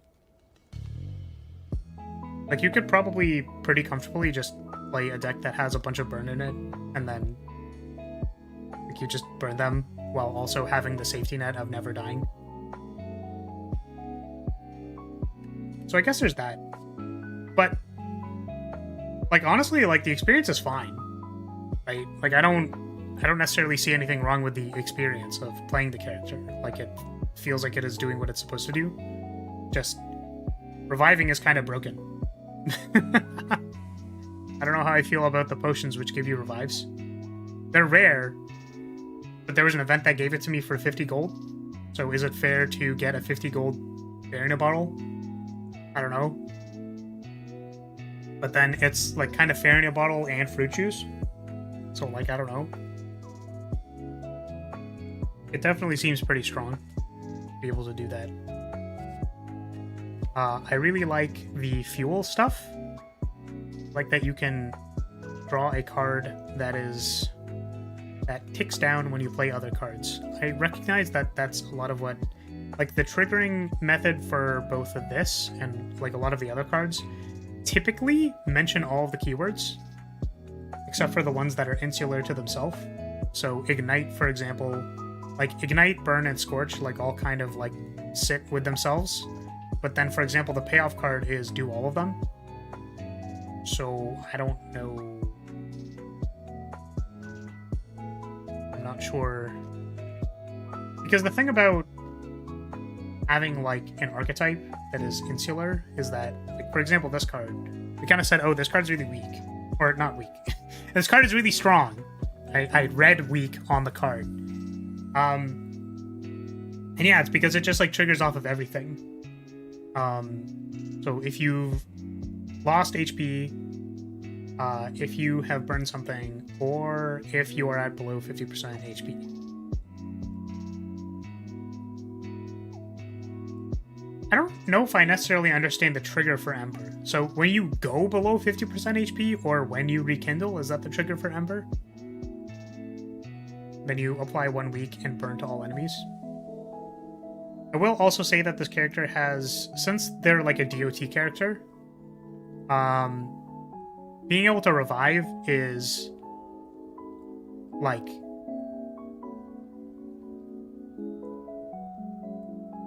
an arc, like it's not really a verb, but yeah, I guess the best way I could say it is that it's a verb. Being able to revive and have extra spare HP supports giving yourself more time to trigger burn, so that's like a pair that's like good. So being able to dirtle and then watch your burn tick down seems like it's quite good. Obviously we can see that with Silent. So Silent being able to generate block decently well. I think most people would say that Silent is a good blocking character. That plus poison means that you have time to trigger your poisons, which is important. So I kind of see the same mechanism here, or synergy, I suppose, with being able to revive gives you time for burn. And I don't really know if I have any other comments than that, right? Like, it just seems pretty solid.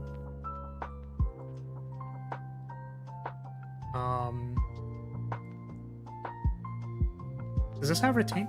Yeah, fuels have retain. So this was, I guess, another thing. It uses the like, hey, this just stays in your hand once you've drawn it kind of thing for the enabler payoff stuff. So they're using that, which feels cool. Like, in order to, I guess that's one of the things. It's like, you could say, okay, fuel is the payoff card for burn, or any of the other abilities. So what we're going to do is that we're not going to give it retain. The thing is, like, for this kind of card, like this thing that like ticks down in your hand and that you want to like use over a course of turns, like, you have to give this card retain, right? Like, just so that it works a lot better. So I think it is cool that they have decided to, as part of fuel, give it retain, because it just kind of like works. All fuels have retain. That's what I'm saying, is that, like, during conception, they did not need to put retain on fuel. However, because they recognize that, hey, like, in order to make this type of card work, it's not about cutting down the keywords. It's that this literally did not need to have retain. Could have just made this without retain.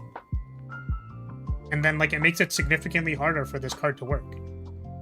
To which you might go, like, well, that doesn't make sense, because, like, this is a card that doesn't do anything in your hand, and then you want to play, like, the other cards to trigger this card. But yeah, then why not make it a power? Why not make it a card that you can play for 0 energy after you've triggered the condition, right? Like, those are all other ways to make a payoff card with conditions.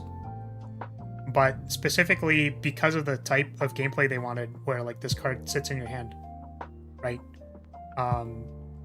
Like, giving it retain makes it work correctly, which I think is cool.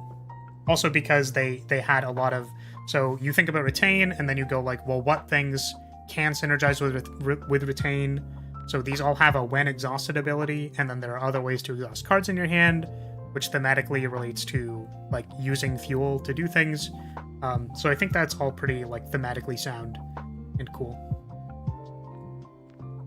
One small issue I have with the character, and I have no idea how one would solve it, is the concept inherently makes healing at campfires even worse than it already is. Yeah, I mean, like, that's the thing, right? And it's sort of why I wasn't commenting on, like, the reason why I wanted to play this character and why I said, okay, I'm just not going to comment about the fact that this is a healing character, is that, like, yeah, I mean, it just doesn't, like, this concept just doesn't really make a lot of sense with a lot of the other gameplay systems of Slay the Spire. Like, literally healing, and all the balance around healing and how much damage you take.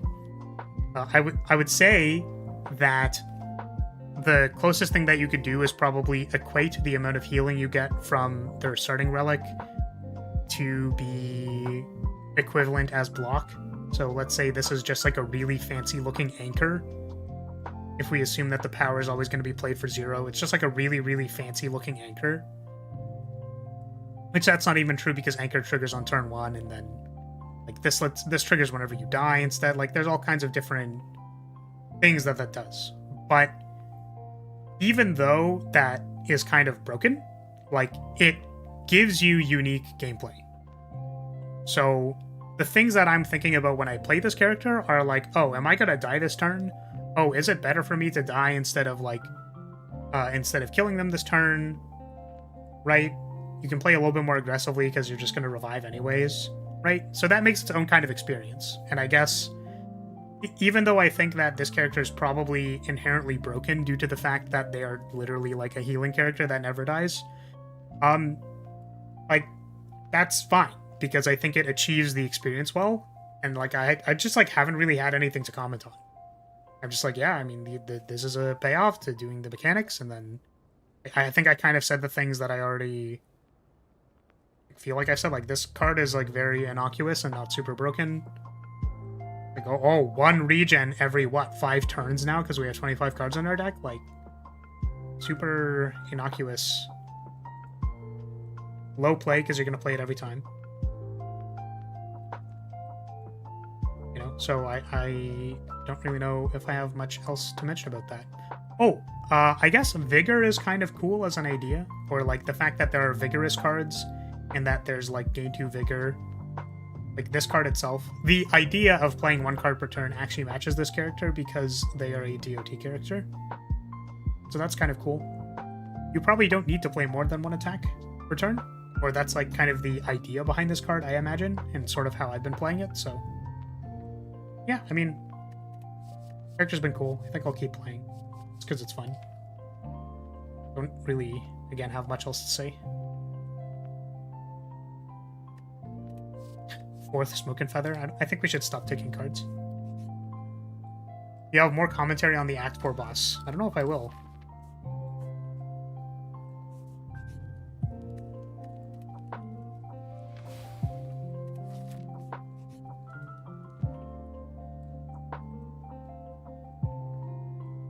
Okay, what is happening here? Whenever an enemy dies, apply half of its burn to all other enemies. Starting from turn 4, apply 2 burn to all enemies. While your HP is at or below 50%, you have 3 strength. While your HP is at 1, you have 6 strength. That's cool. Innate, fuel 10. When durability reaches 0, add a Pyroblast to your hand. I don't know what Pyroblast does. These all seem very cool. I think I want to try this one. But not really a strength deck. I guess it's actually this one. Lose Bottle Tornado? That's fine.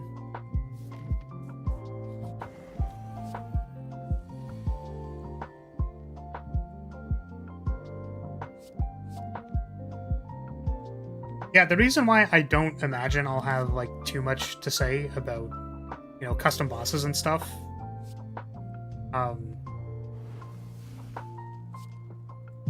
What was I trying to say here?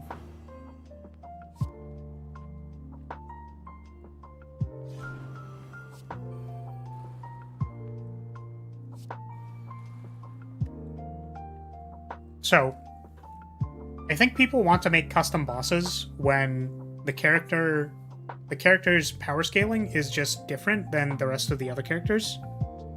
But by needing to accept the fact that the character is more broken than, like, other characters, or they're balanced differently, and therefore they need to make a different boss which matches the scaling of the character, means that it is even harder to make heuristics about how balanced that boss is in comparison to other bosses.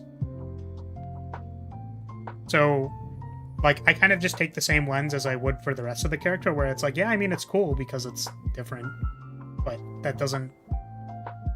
I can't really comment as much.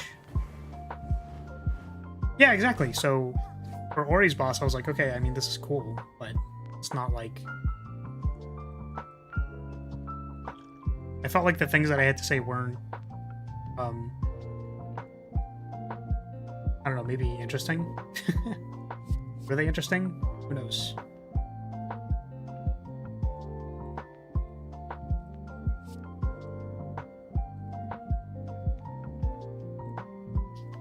Like, do I want to trigger my revive? That's probably correct.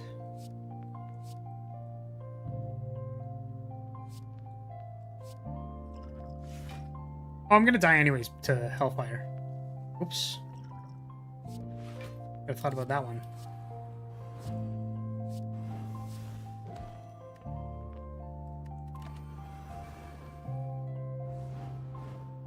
I felt like you did say a decent amount of things about the Ori boss. Yeah, it's like... I don't remember, I guess, specifically what I said.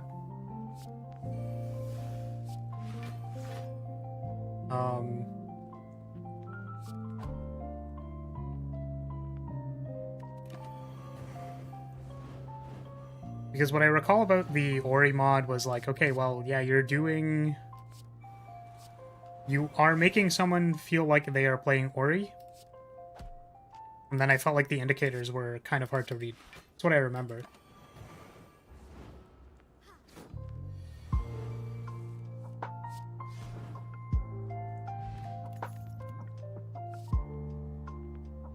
Deal 7 damage. Damage skills with your burn. Gain 2 burn.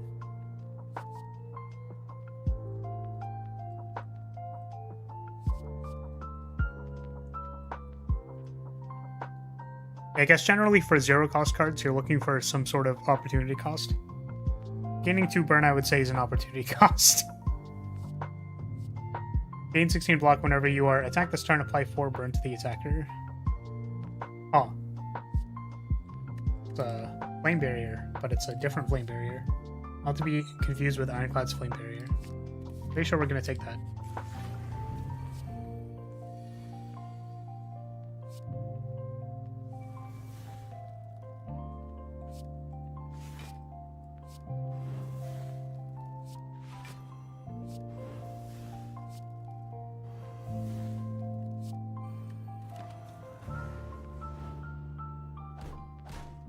Totally different card.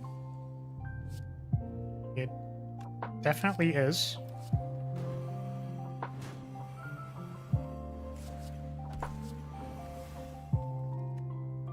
Man, I'm just playing cards.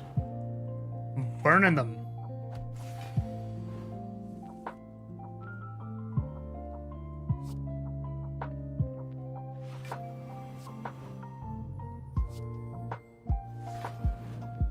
True flame barrier.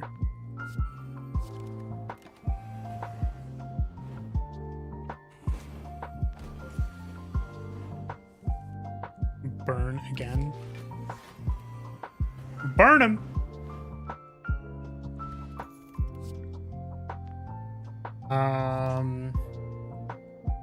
This is probably very good. I guess it kind of reminds me of... You know what kind of reminds me of? The barrier card. One where you block 1 damage. I guess you gain 10 burn, now that I think about it. You know, that's the part that probably is a lot. When you rekindle, you lose burn, right?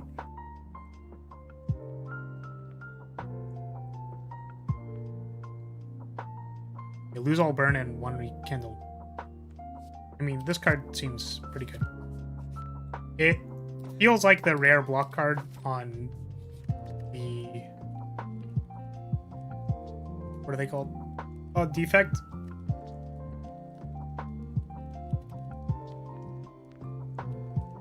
I guess you have to be above 10 for it to work, because you get burned for 10 on that turn.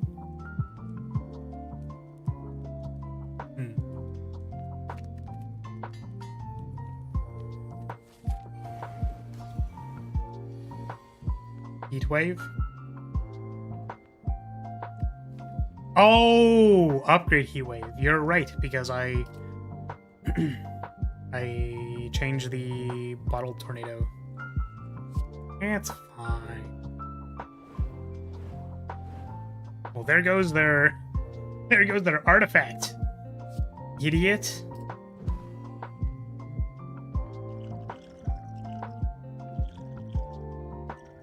We got Phoenix form. Gain 1 rekindle. Whenever you lose rekindle, gain 1 regen.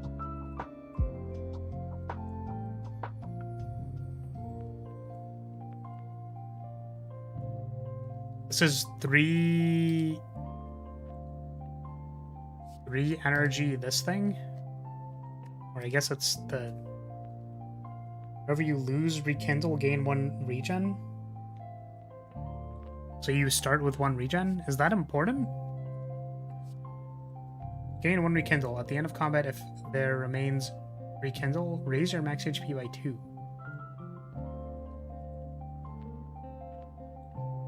I mean, yeah, this is definitely I never die. Sure am never dying. There are definitely a lot of ways to never die. It does almost feel like every rekindle is like... Every rekindle just kind of feels like an ethereal. Right? So it's like, if my...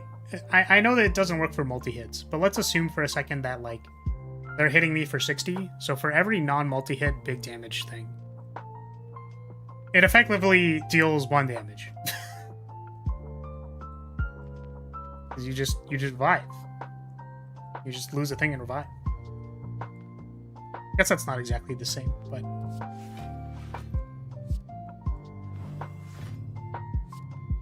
Oh, sequencing. Sequencing.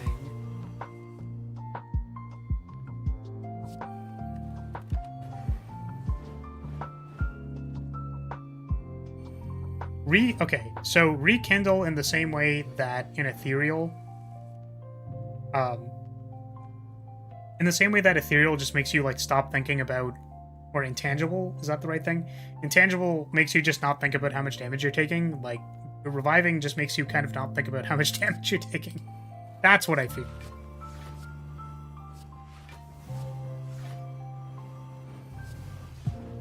Take all this burn. Get burned.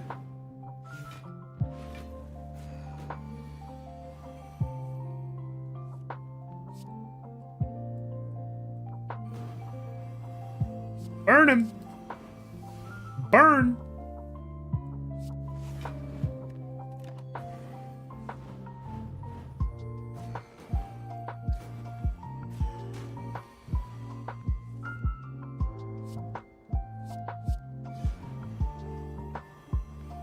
Not making super huge use out of this non-lethal thing. Playing too many cards. Burn him!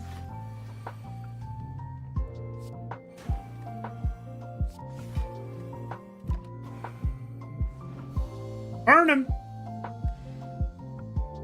Whatever their name is, Moku? Moku! Burn! Unplayable. When exhausted, add an exist into your discard pile. Add 1 stack to all of your buffs. So I need a way to exhaust this. Kind of funny. Don't think I have any way to do that. Replay skill, gain 2 vigor. Huh. Huh, okay.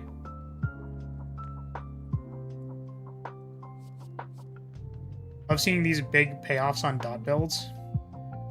No matter the game. Yeah, it's very satisfying to make the dot go very big and then it dies. I would definitely say that the burn scaling feels very aggressive. I don't know if that's because there's too many, not too many, but like, it feels like there's a lot of ways to apply burn. I don't know if that's just because those are the cards that I found, or if it's because it is very baked into the character. But for example, there's only so many poison cards, right? So I wonder about the total amount of burn cards as compared to the total amount of burn cards. Poison to burn. Poison to burn. It's because you have Heat Wave.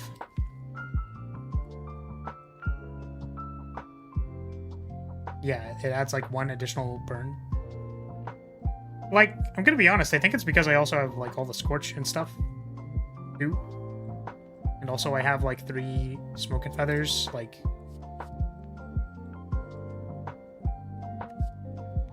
Add 1 stack to all of your buffs. I mean, that's probably really good. I'm just gonna do it. I can stop taking cards, probably. Yep, I'm just gonna stop taking cards. I have too many cards.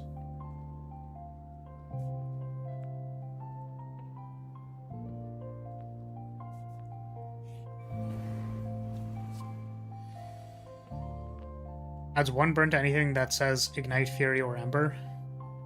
Yeah, I don't think anything's... That's my thing, though, right? Is that, like, I don't think I have anything that really... Like, I guess this triggers Fury? I suppose?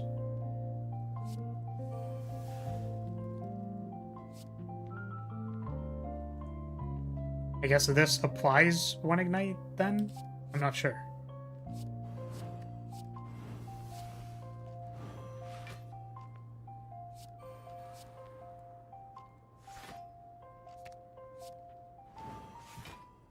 Oh, I also have this, so whenever the burns go away, they just go to someone else.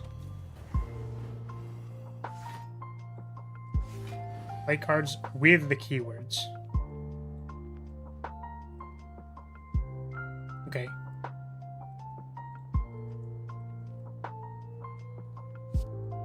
Yeah, so like, I guess what I mean then by that is like, well, all of these are gonna...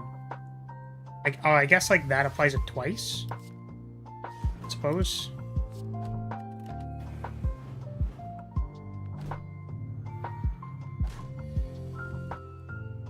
Because Heat Wave is like +1 to each of those cards, whereas this says like, you know, I guess apply 2 burn, 2 to 3.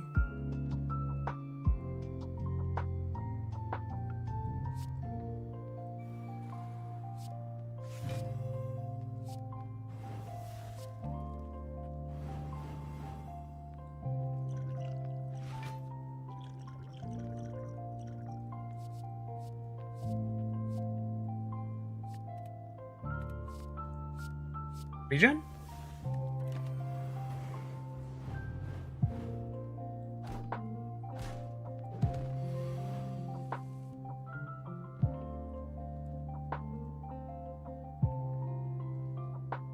As PB Phoenix? What does that mean?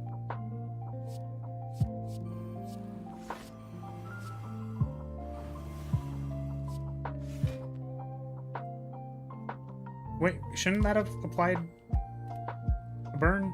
Or a week or something? And that one didn't. Because it doesn't have the keyword. Now, whenever you trigger Ignite, Fury, or Burn...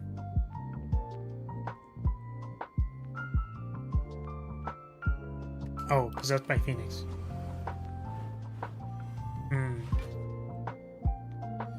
Shouldn't have the 2 non-lethal damage to myself have applied the thing?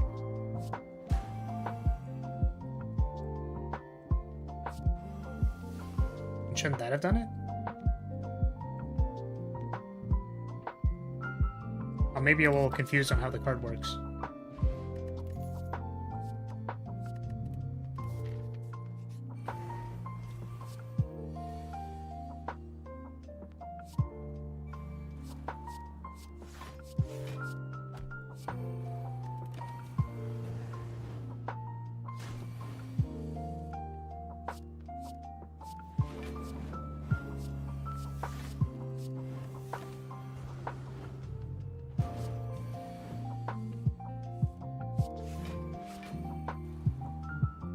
So this has ignite, so it should give them a burn. It did. This has ignite. It should give it 3 burn. It did. It was 4. Okay.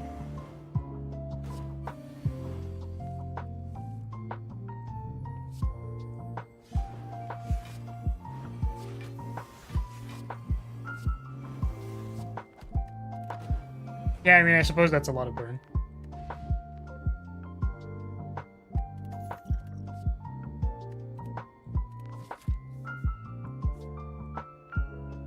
I was just wondering how much, you know? Like, how much it's actually triggering? Is what I was curious about. Oh, Victor, thank you so much for the sub. Welcome to House Lyria. Big Brain plays to deal yourself 18 damage. That fight for no payoff. Yes? I definitely wasn't paying attention. Heat Wave is also basically permanent weak. You know what? I was thinking mostly about the burn, like the +1 burn. But yeah, permanent weak is also seems very good. Start of each combat, apply 2 burn to all enemies twice. It's kind of funny. It doesn't say apply 4 burn because that would get knocked by artifact.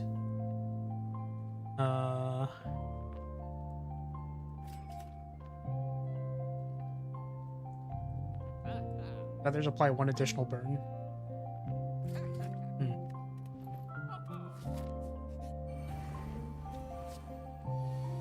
How did I deal myself so much damage? I wasn't paying attention.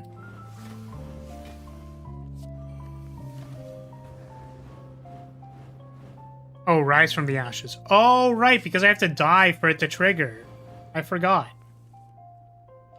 You're so right. So true.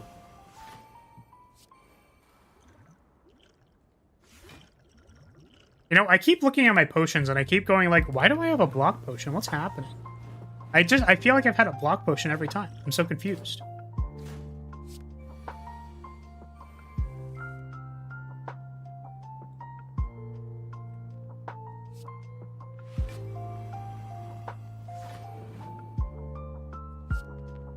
Yeah, I understand that, Cavalier. I'm saying that, like, that I wasn't sure the value of gaining 1 burn. Like, 1 burn to each card that is doing burn things. Because I was like, oh, I already feel like I have a lot of burn cards. I don't know if adding more burn on top of it was actually necessary. I would say that the biggest upside is having, like, these things all have 4 weeks, so they're permanently weakened. So that's probably the big upside.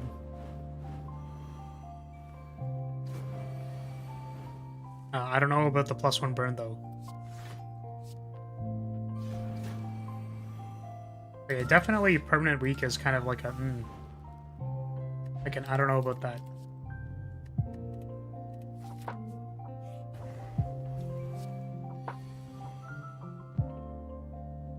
So I need to remember to not immediately play Rise from the Ashes. Or Risen from the Ashes, or whatever it's called.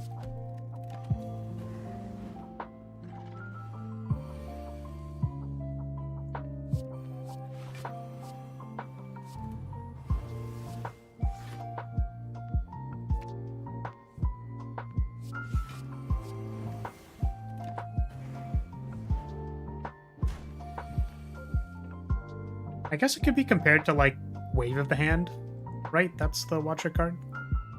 That lets you, like, apply weak when you breathe. That card's considered quite good, and this is like that card, but in power form. Also, this character has, like, a lot of keywords, so, like, it's probably gonna trigger every time.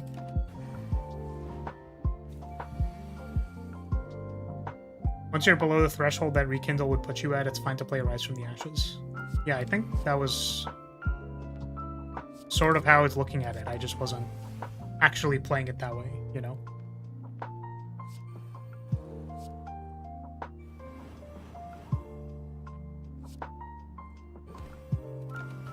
Kill me.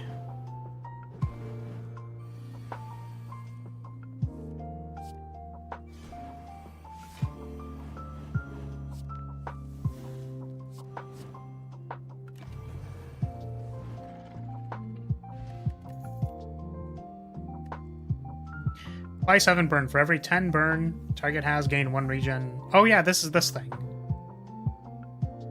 Yeah, I mean, that seems really good. Now we upgrade Heat Wave.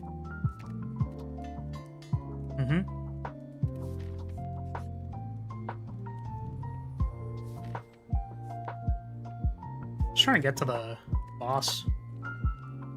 I like how it still says I should rest, even though this character is like never wants to rest, basically.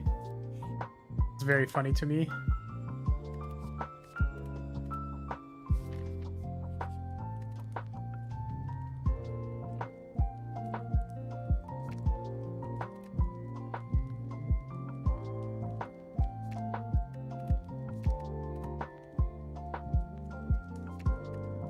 Maybe I should upgrade my block cards. 2 feathers. Did not actually increase my block.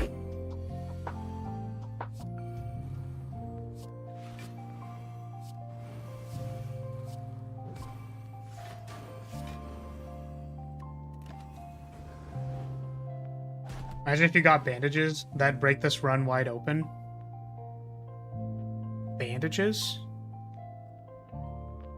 Like the heal 4?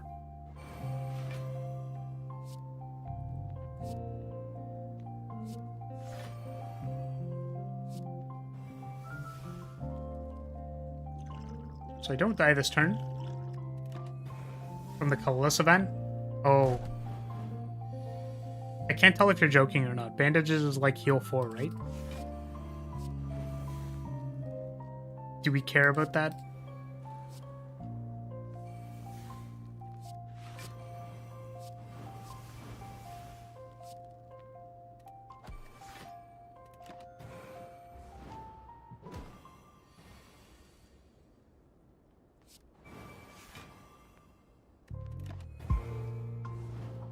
The joke is that it's just worse than what this character has access to. Yeah, okay. Got it. I understand.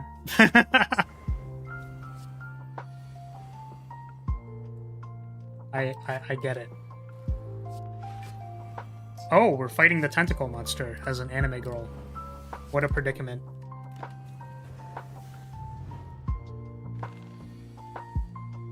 I just realized how slow this card is. I thought it put it in your hand, but that wouldn't make sense because it's not like it's retained.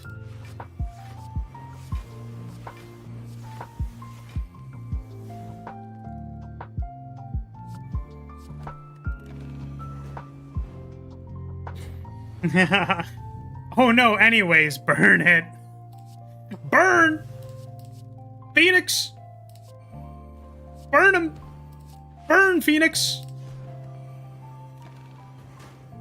I mean, I just like seeing the burn tick up. It's so satisfying. Burn him! Burn!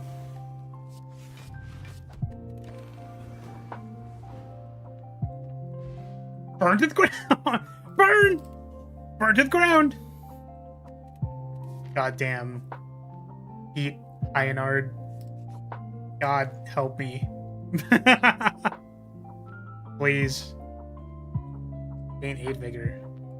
I care about that. Let's remove a strike. Burn to the ground.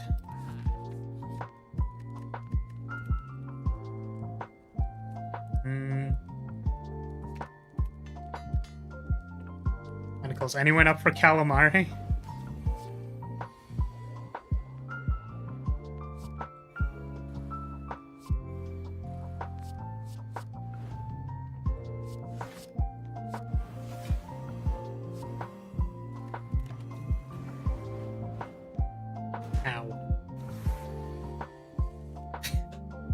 Realize it's so edgy. The agony's embrace. Oh, the agony.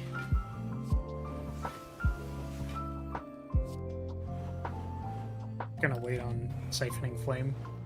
I guess our reshuffle is gonna take a really long time.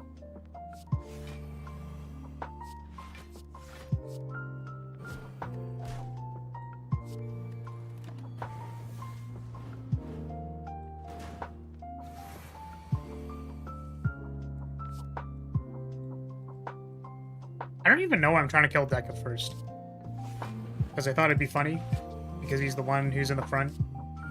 Because I feel like every day I grow more and more confused about how to play this game. I feel like one of these days I'll have to stop. Just because I literally don't understand what I'm doing anymore.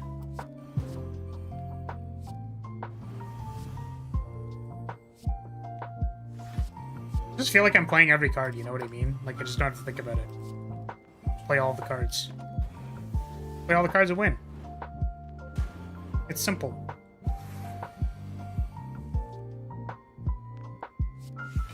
You may be immortal, but you still feel pain. I know the feeling.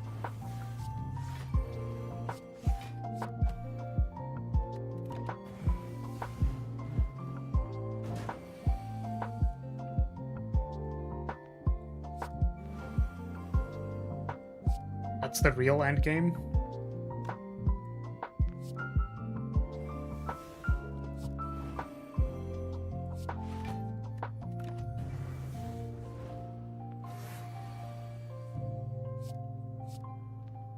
Exist. Whoa. Can I deal more damage to myself? I wish I could, but I don't think I can. I can't die! I wanted to die! That's too bad. Moku is also relatable to Flar. Well, yeah, the joke is that, or I guess the joke is that, like, just because you have agency over time doesn't mean that you don't experience it. I have to experience the awful ticking seconds of reality just as much as everyone else.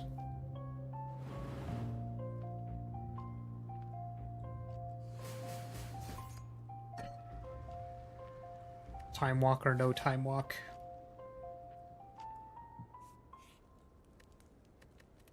Okay, there's a big scary thing in the background. I feel like I'm just gonna not have enough block and die. Do I upgrade a defend? Because that'd be very funny.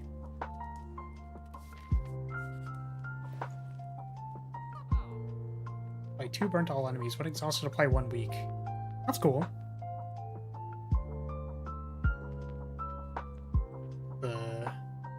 The draw doubler. Does this character need more draw than like normal? I guess. Oh, it's always draw. Okay. So it's always conditional draw 2 and then it upgrades damage. Okay.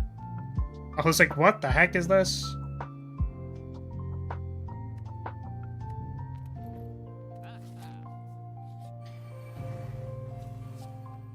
Only took that Fear No Death instead of Turtle.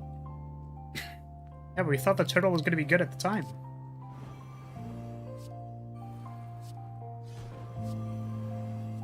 Evidently, it was not amazing.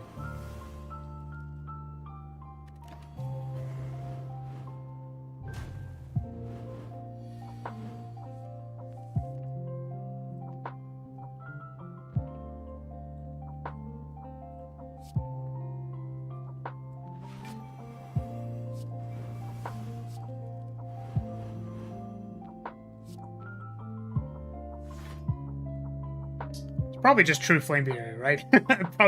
probably just play that one. You know, that's the good one for this scenario.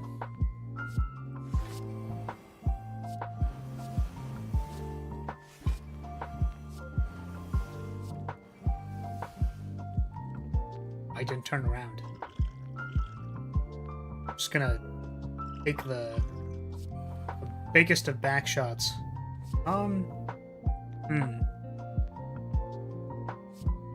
You can tell how much I've been paying attention. Oh, if I casted this more than once per reshuffle, then I would have 2 rekindles. Oh. Not reshuffle, but like, I had 2 of them before I die. I was thinking about the duplication potion. Whatever. Kill me. Told you Turtle was mid, but you listened not? Well, yeah, I mean, generally I don't pay attention to what you say. I would say that that's accurate. Usually, when chat backseats, I don't pay attention. Especially when I am like trying to like experience it without people telling me shit.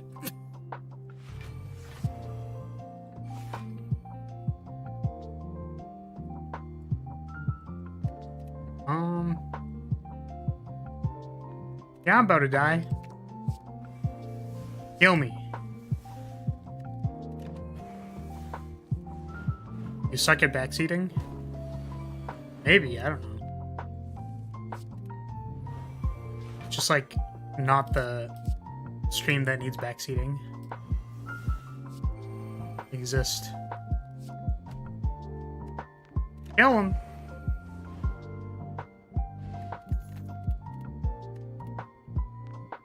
Double everyone's burn. That seems really good. I like how there's always these cards that are like double everyone's burn. Whoa, that means it's everybody's burn is getting doubled. As if Catalyst isn't a rare card. Is Catalyst is a rare card, right?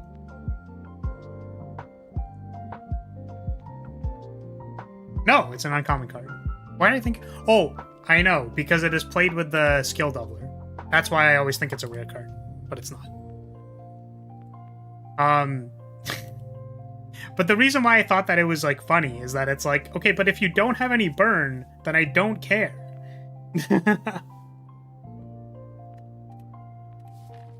My death count for this is going to be wild.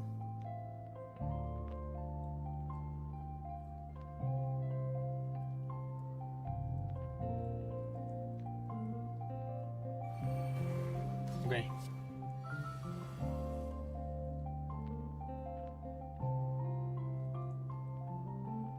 Oh no, not facing myself. Sorry, so they're showing what card they're playing next? This is like their intention?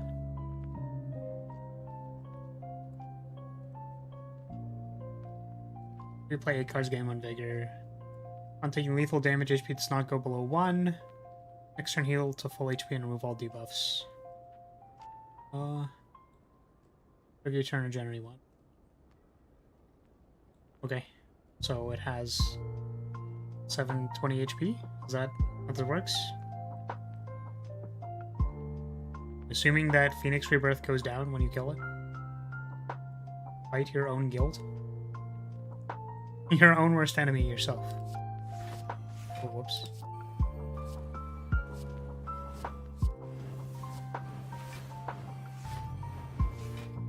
I mean, I don't know. I think the weird thing about mirror matches is that, like, oftentimes your own mirror isn't actually, like, a good or interesting gameplay experience, right? Does that make sense?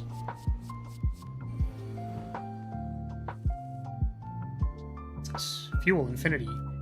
Heal an enemy 3 HP. When exhausted, add a copy of this card to your hand. Okay, so whenever I trigger burn needs to be higher than the thing that does. Heal 6 damage, 5 times, gain 1 heart.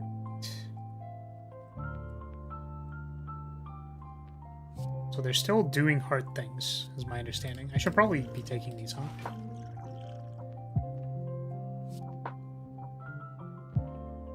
This is exhaust. Save it. Yeah, I mean, this is fine.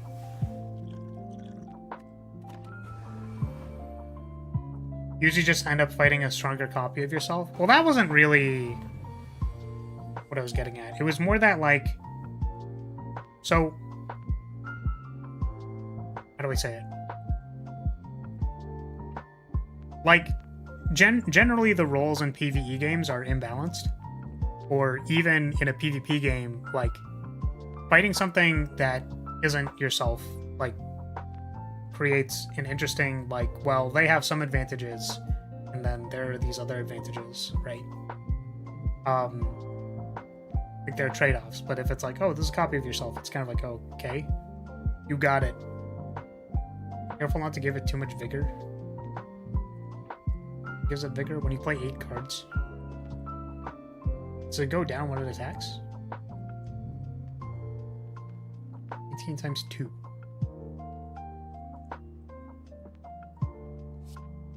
Fighting yourself in Ultra Kill is sick. Oh, that's cool. That's cool.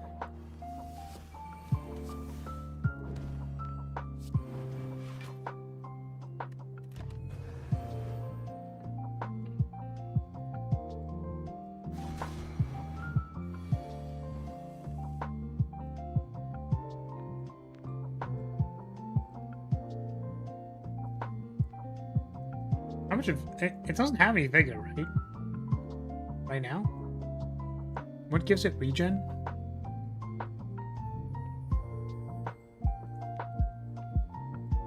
Nothing? It just has regen? Fuel 3, when exhausted, gain 3 hellfire. Okay.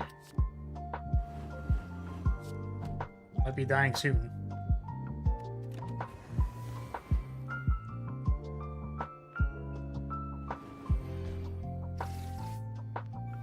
Oh hey, he's just like me. Oh shit, he's just like me. Everyone fighting V2 for the first time in Ultra Kill. Yeah, I don't know.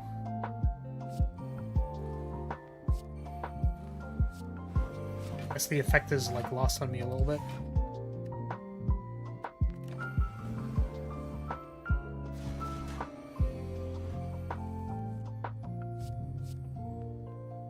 It's kind of like, what do you say? It's like, I don't need another one of me. You know what I mean? I don't know if that's where we want to be at. There's two Flarises. Two Flarises.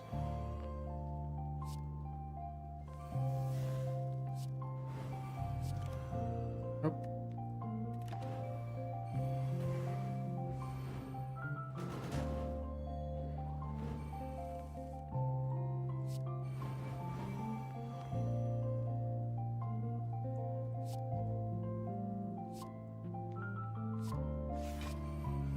Oh, does it lose all burn? Yeah, it removes all debuffs, right? So I can stop. I just stop. Big damage.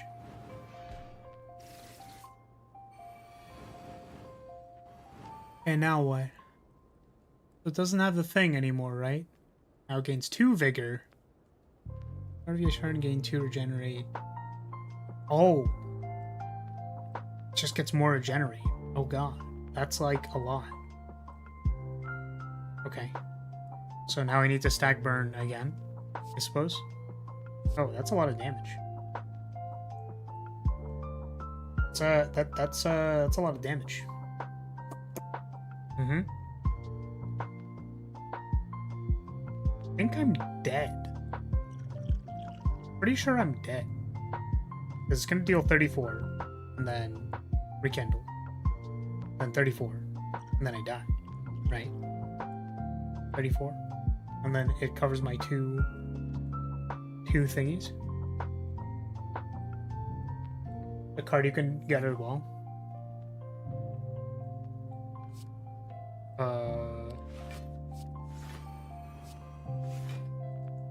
Oh, yeah, that's the one that he...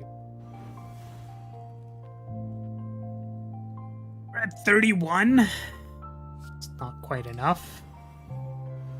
Oh wait, it didn't have weakened. Right? Is that correct? So now I'm not dead. Is there any way to tell how quick the boss scales, or do you just need to memorize the order? I have no idea.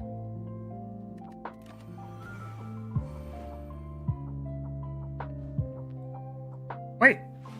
But I wasn't gonna die. Why am I in an anime cutscene? Why do I have a friend now? Man, am I literally like in an anime? What's happening? Why are there 2? Why do I have 2? I don't know you. I'm sure this would be very cool for someone who literally cared about any of this. Okay.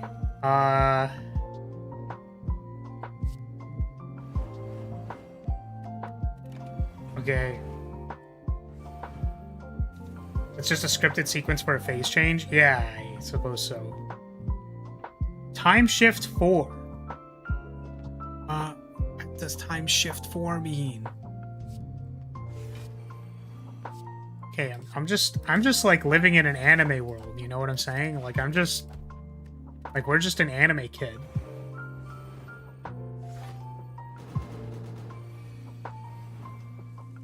That's what I think is happening.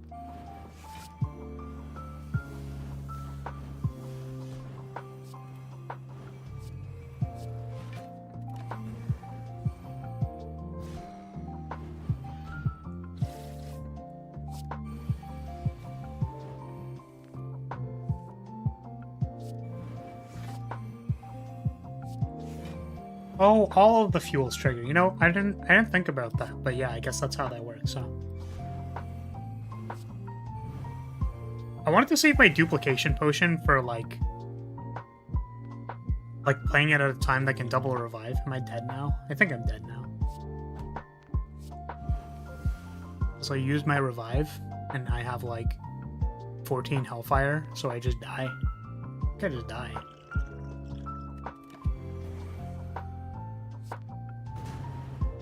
I am dead.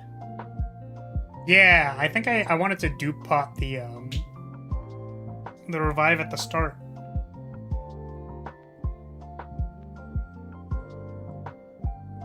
Okay.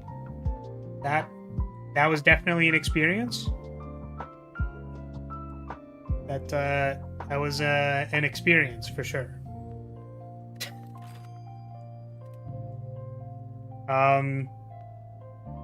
Yeah, I don't know if I really have much to say about this mod. Does that make sense? Like, did I explain why I felt like I didn't really have much to say? Kind of like, yeah. I definitely feel the I can never die energy. I think if I had one more revive, I might have been fine there. Like, if I do pot it at the start, but I just, like, didn't, I was too busy trying to figure out what the hell was happening. You know? Yeah, it's like, well, I mean, you burn things, and building up burn is really fun. Like, that's just a fun thing to do. I thought fuel as an idea was cool.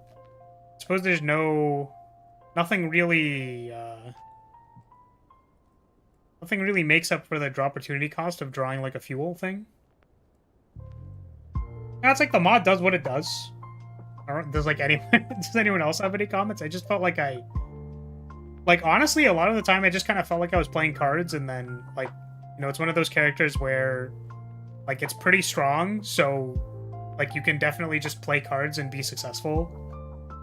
I found myself thinking sometimes about, oh, I wonder if I should think about if I'm dying this turn or not. So, like, that's good.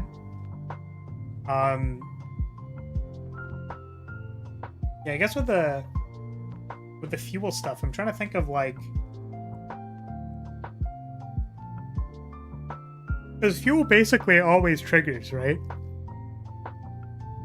So, like, I don't think there's a whole lot of thinking that goes into that. Maybe with, like, oh, you have fuel, like the one that gives you blocked, so you don't overplay the amount of fuel that you have. You just, like, play it enough times and then you need to pass.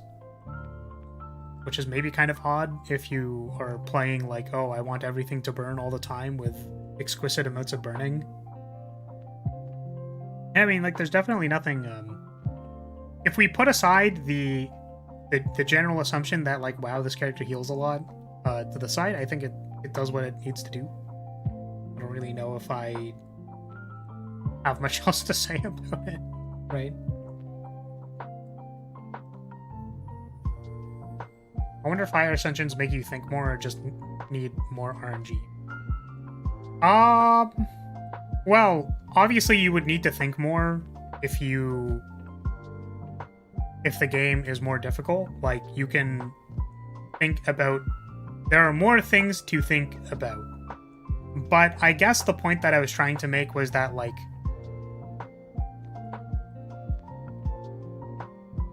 how do you, like, what do you need to think about as far as interacting with the mechanics go, right?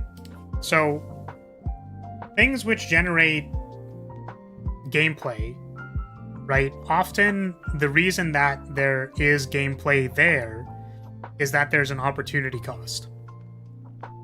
So, like, let's say at the most basic level, like, think of an equipment that has different playstyles.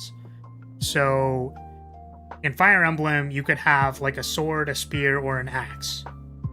And then those all have implications on how much accuracy you have and how much general damage you deal, and then, like, what weapon arts that are available to you, and also, like, it affects how you can attack things. So, like, higher evasion things are harder for axes to hit, whereas, like, things with higher HP you might want to, like, slam with an axe. So, like, fighting an armored unit and then helm splittering them is probably more effective than trying to use grounder, like, because that doesn't really affect what's happening. So these are all decisions that happen because there's an opportunity cost. Like, you lose something and you gain something by making a decision. So when I say that there isn't a lot of, like, the zero cost card, like Break Time, has very low opportunity cost, because basically the only opportunity cost to having this card is that you're going to draw it. So there's the draw opportunity cost, the draw opportunity cost. Right, which probably makes this card kind of bad later, because you'd rather just draw a better card. Which is why a lot of people don't like Flex, for example. Despite a lot of new players liking Flex, because it's like, whoa, it gives me like 4 strength, and then I can play a big turn and go blah, like blah blah blah, and do a lot of damage, right? And it synergizes with all my strength scaling stuff. Like, wow, it's really cool.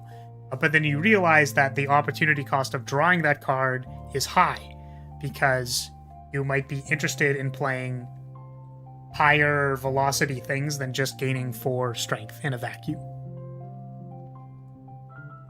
So you have to ask yourself, like, what is the opportunity cost of doing particular things on a character? So, for Ironclad, when you sacrifice HP, you are closer to dying. There is a concern that if you play too many cards which sacrifice your HP, you will die. That's hard to do, because, and it's like, honestly, frankly, like a fairly minor thing. Like, Ironclad's a very simple character. So at base, the opportunity cost is how much energy am I spending into the card that I'm playing. Like, that's just inherent to all of the things. Like, when I only have 3 energy, but I have 5 energy worth of cards in my hand, I have to choose which cards I'm playing. For Silent, I would say that I guess there's like, do I draw cards? Like, will I be able to do something with the cards that I draw, like with my powerful card draw? Almost assuredly yes. You know, can I draft a card which has a discard conditional? You know, those are examples of opportunity cost. But I guess, like, yeah, so I guess exhaust cards also typically have the, like, do I want to play this on a later turn? Or do I not? Right?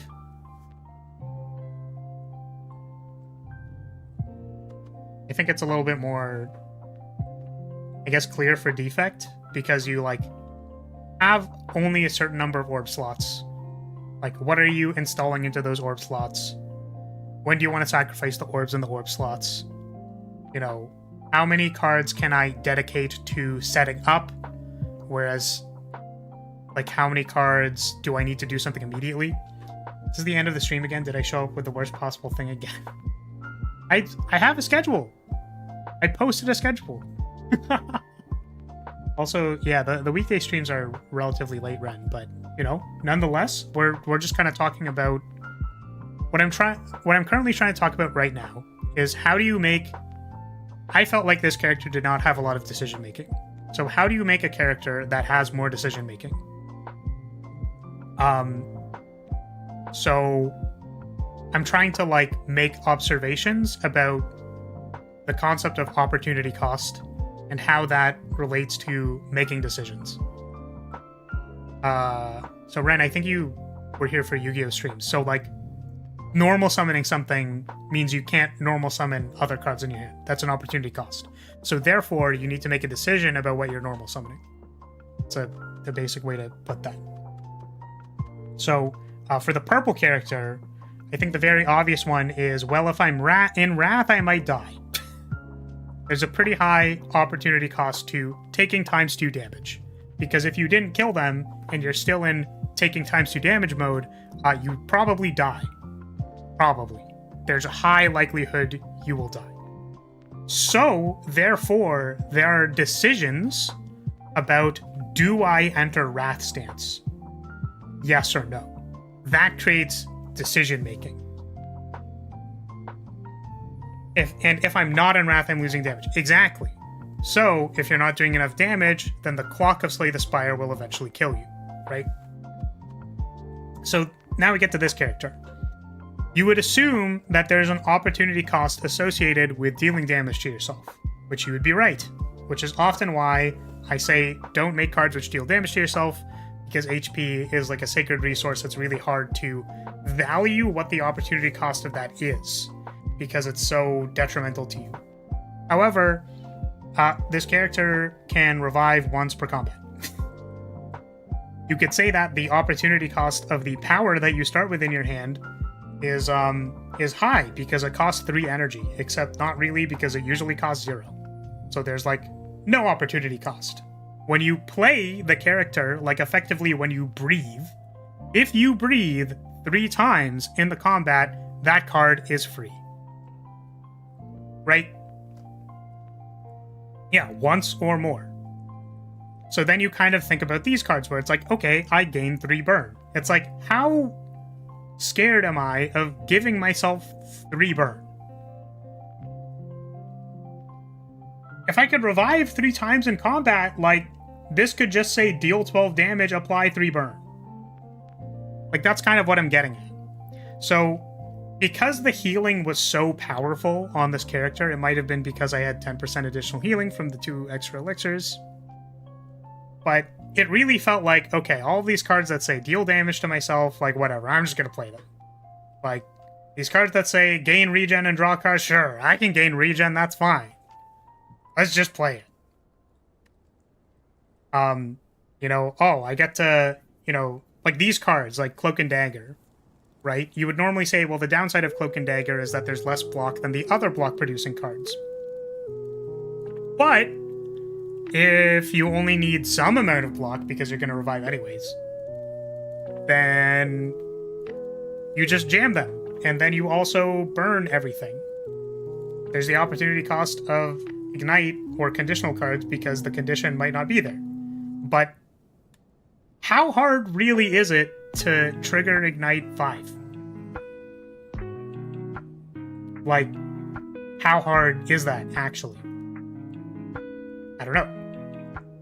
Now, we did have Heatwave, so Heatwave plus all the zero-cost cards, very strong, obviously. But yeah, it ends up being kind of autopilot-y. It's like, well, I will play all the cards that say burn, and then I will block as much as I can, and then I don't need to care too much about blocking accurately or playing accurately, because I have like 3 revives. Like, I'm sitting on a throne of like 70 additional HP that also pseudo-blanks any damage that's overkill. Right? So it's like, once you have 120 HP on Ironclad, you're like, well, I die to nothing anymore. That's what it feels like. But for this character specifically, like, the reviving also blanks non-multi-hit cards, or non-multi-hit attacks. So it's like, cool, you're gonna deal 70 to me, I'm at 1 HP, so actually you effectively did 1 HP damage to me, and also I revived. So I don't even have to think about blocking. I'm just gonna play all my burn cards, they're gonna burn, and then I'm not gonna think about it. And all my burn cards are always active because they have like 70 burn on them. And I have like 5 Scorch application per reshuffle, so on average, they're never going to lose any burn. Get it? So it's possible that that's because of the deck that I built, right? like I said, there's opportunity cost baked into having fuel, because when you draw it, you need a payoff. Otherwise, it just sits in here and it doesn't really do anything. Actually, you dealt minus 20 damage. Yeah. So, that's why I'm saying, like, once you take the stress out from, oh, I just revived. Like, once the clock isn't that scary to you in this game, like, choosing between dealing damage and blocking becomes a little moot. Because oftentimes it's better to just revive. So, if I have 3 revives, and then, like, I probably kill them in 3 turns, I just won't block, and I'll play all of my attacks. Like, I don't have to think about it anymore. Right? So the core economic opportunity cost of Slay the Spire, which is choosing between attacking and blocking, which is expertly developed due to the fact that they press that question on you very fast. Hexaghost does a bunch of damage by turn 9. So you better have been doing damage. You can't just sit on your laurels. Right? But because I don't care, I just play my attacks and then make burn go up. And then burn go big, and then I wait there and do nothing. And they die.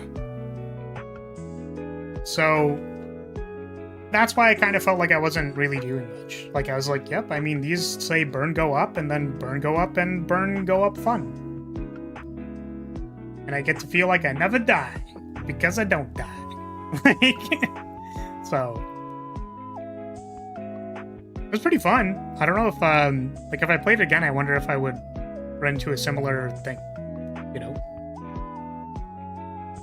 But, yeah, sorry, okay. I guess to refocus, it's that, like, do I have to think about whether I play this card or not? Is probably a good place to start. And then it's like, does my mechanic require me to think about whether or not I should be doing the mechanic or not? So, you know, it kind of sucks that I ended up thinking about, or inspiration ended up canceling out how the temporary inspiration from being in planted stance works, right? But, you know, the timing of whether or not you were planted or not was supposed to matter a lot for Flag Bear, where you're like, okay, I could have one temp inspiration from being planted, basically. I don't remember. It's been so long. I don't even remember what it's called anymore. But it's going to go to... I'm going to have 2 fatigue next turn. So... Or 3, whatever. I don't know how it works, again. But do I want to risk going to -1, or do I want to recall this turn? Usually the answer is, well, I can be at -1 next turn, and it's fine. Or, like, you end up having inspiration, which compensates for it. But you have to, like, solve that problem. You know what I mean? So it's like, I have to think about, do I want to recall this turn? Yeah, or a bite. There we go. Like, do I want to recall this turn? Or, like, and then you can make that decision of, like, do I want to recall this turn and get the energy this turn to do something else? Or do I want to wait until I auto-recall and then I get an additional energy on my next turn? Right?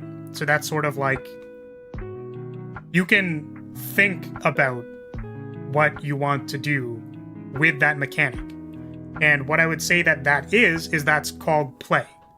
So if a verb or a mechanic has play to it, that means, like, there are different conclusions different people can come to about how to use that mechanic. So one of the interesting ways that the revive mechanic could be used here was that the you die next turn actually doesn't happen, because you gave yourself a revive, and then you saved up your revive such that you could use this mechanic. So that has play to it, right? Do you mean Auramite was the full thing I was trying to say? Dang, why can't I just put everything in one line? I don't know. Yeah, so you could say that has play to it. I didn't feel like the conditions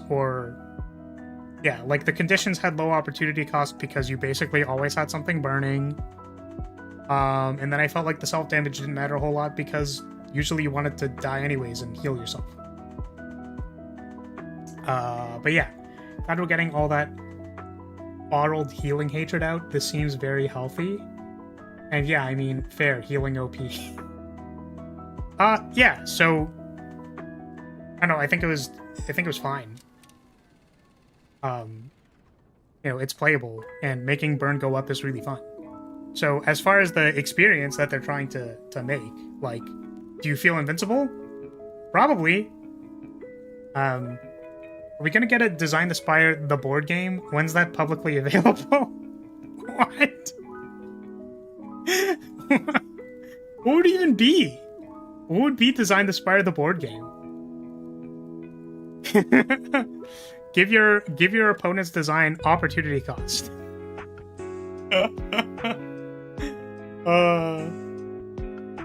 So yeah. So I just felt like the magnitudes I felt like the magnitudes of HP that you healed on this character due to like dying and reviving was very, very high, such that I did not feel the opportunity cost of dealing damage to myself. Burn basically always worked, which is probably a good thing. And then managing Scorch was kind of cool, even though it like it was more of like a macro. It was like a macro effort of like, do I have enough Scorch cards in my deck such that, you know, I can Scorch them all the time? So, I don't know. Yeah, so it's like, I didn't have a different way of thinking about how I would do what I was doing. It was very much play the cards, get the burn. Whereas, since we're... Oh, it's not the right song. It's not the right song, damn it. I was gonna say if this is, Ifumi Daisuke. Like, when I was playing that character, I could think between, do I want to draw the bottom card of my draw pile, or do I want to play what's in my hand? Right? And then you can think about what you're going to do with that mechanic or verb. Hopefully that makes sense. As in a Design the Spire of Slay the Spire board game. Oh, I didn't know there was a Slay the Spire board game. I didn't know that existed. Yeah, I don't know. I guess I feel kind of bad because I didn't feel like I had much to say this stream. I was just kind of like enjoying what I was doing, but it was like very simple.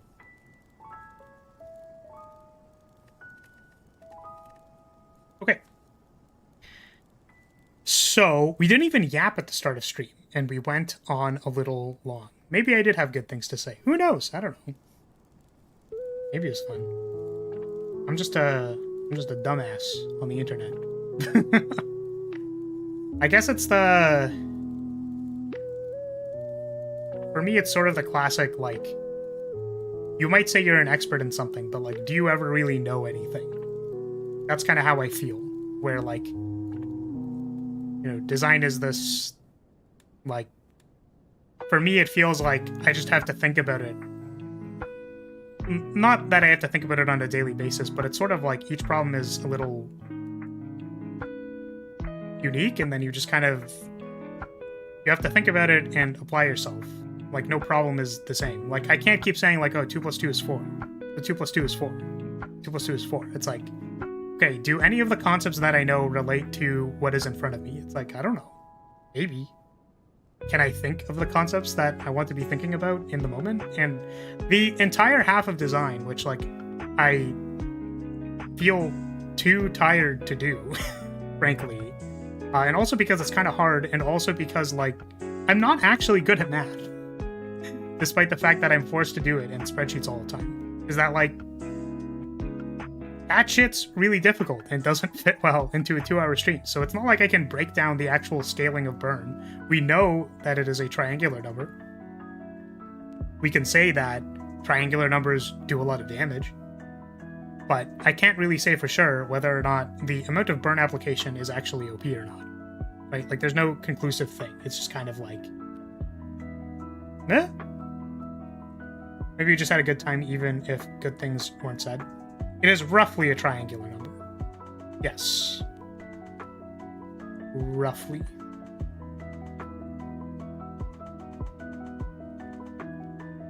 Yeah, okay. So, I think we'll end it there. Don't know what we're doing this Thursday. I said it might be Helldivers. The thing is, no one showed up for it last time. I was talking to myself for like an hour. Which is totally fair, because it means people aren't interested in it or not. But might play Helldivers, might start a new game, I don't know. Honestly. I'll try to say earlier if I know. I think by Wednesday. If I make a decision tomorrow or in the morning on Thursday, find out. So, if you're still here, I'll say thank you so much for watching. Thank you for being here. I appreciate your support as always. And I will see you all next time. Right, bye-bye. Goodbye.